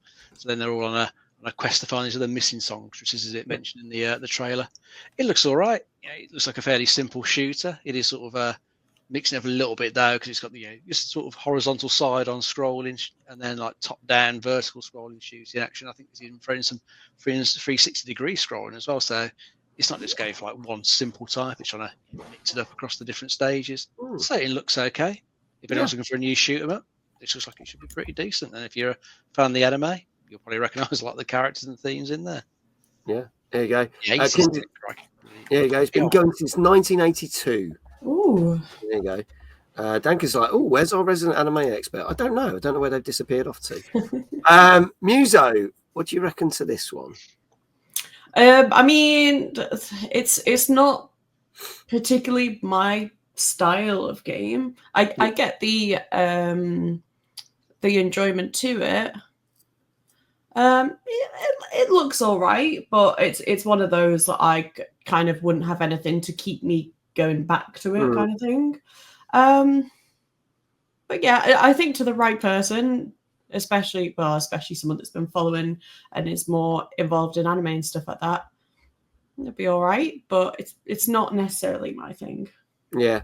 I like shooters. I wouldn't know about the anime because, again, like Jesse just stated there, cartoons, isn't it? Yeah, that's not an anime expert. I don't really know much about anime, but I like those type of shooters and the fact that it does change.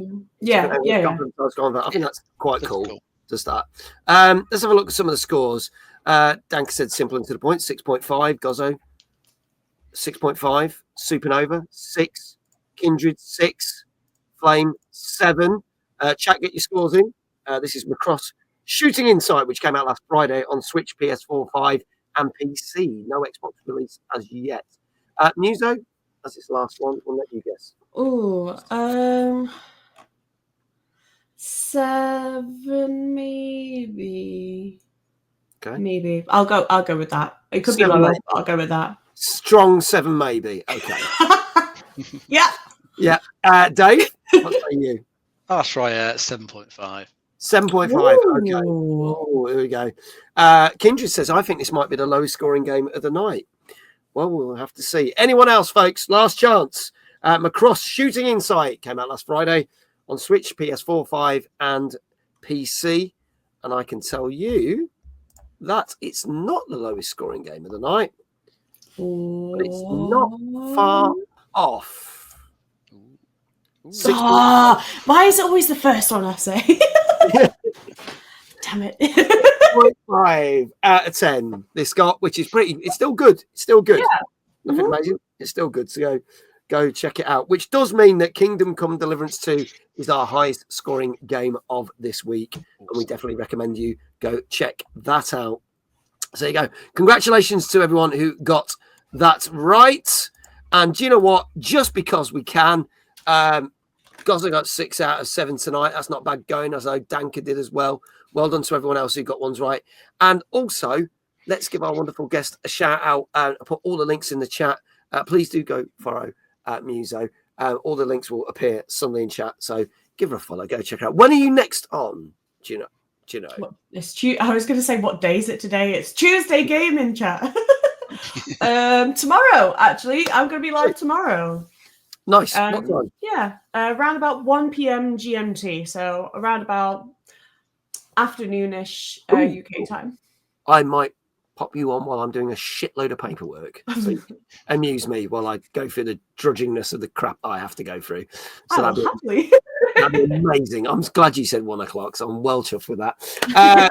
Again, I bloody missed this. I'll have to catch up on. Oh, Chaotic. Oh, bless you. Bless you. Lovely to see you. But yes, we are just finishing up. To be fair, with Mag's ability to rely on the premise of the show, it could have been a Monday. We did do our 200th show on a Monday, because why not? Because we could. There you go. Got to mix stuff a bit, haven't you? Yeah, why not? Keep you lot on the toes. There you go.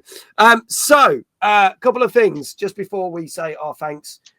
The voting for the next couple of community nights has closed.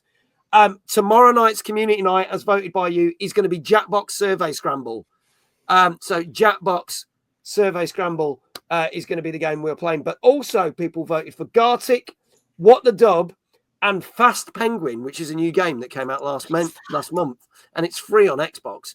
So the next couple of weeks are sorted out. So next week's is sorted out, and a couple in March are also sorted out. So thank you to everyone who's voting, but voting for the next couple of community nights has now closed. I want to say, as always, big shout out to Dan for doing all the shout outs. Big shout out to all the mods in chat. Obviously, you lovely people in chat. You're right there. I'm just showing my Fast Penguin. Yay, Fast Penguin. There you go. Awesome. Meow. Just like that across the screen. Big thank you, as always, to you wonderful lot for watching the show and supporting the show. You know, this is like the thing that I love to do the most. So keep watching us. Next week's show, we have Chris, the dev from Game Tanks, on the show. You may remember that we were playing his game Thumb Tanks back in December when he released his first game. And we actually were playing his game on the night of release, and it released as we were playing it, which is really exciting for him. So we've got Chris, the dev, on our show next week. Obviously, a massive thank you, as always, to Dave, the co-host that knows the most. Pleasure, mate. And to our wonderful guest this evening, Muso. Let me get this right. I didn't Musoliasla. Yay! I got it right for a second. So I stopped myself because I knew I was going to get it wrong when I was about to say it, because I went to laugh. Musoliasla, thank you so much for being back on the show. Thank you Absolutely for having me. great. You're absolutely fantastic. And that is it from us. Yes, all that training was not wasted. I did it, Jesse. I did it. It was close enough. Yes, it was close enough. We got it. There you go. So thank you to you. Hope you had a wonderful time on the show. Absolutely. Great guest, as always. And that is it. We're going to go raid. Let's see who we can raid. I am back tomorrow, as I say, 8:30 with Jackbox Survey Scramble, as voted by you. Proud of you. I don't quit this time. Thank you. Greatly appreciate it. Let's see who's on, who we can raid. Oh, I'll tell you who we can raid, who we haven't raided this year. That's an easy option. That Tourette's Gamer. He is on. We have not raided him at all, as far as I'm aware. Thank you, Dan. See you next week. I'm out tomorrow night. No worries. I will see you next week. Wonderful guy. Made Twitch partner 2 nights before Timeless, believe it or not, which was great for him. So we shout out at Timeless. Don't forget, February 28th, details of Timeless coming out. you go. Let's Go Raid. That's right, Gamer. Wonderful guy. We'll make that happen if I press the right button. He's got a big audience tonight as well. He's doing all right. He's got 227 people watching him. Which is fucking awesome. So that raid will start when the end credits are rolled. And all that leaves for me to say is, wherever you are in the world, have a great morning, a great afternoon, or a great evening. And I shall see you tomorrow at 8:30 from Musoliasla, Dave, and myself. I did a hat trick. There you go. Thank you very much. And we'll do that awkward thing where we wave until I press the button. Good night. Good night. Bye. Bye. Hang on, that's the Christmas one. You knew I was going to ball sign up. There we go. Night.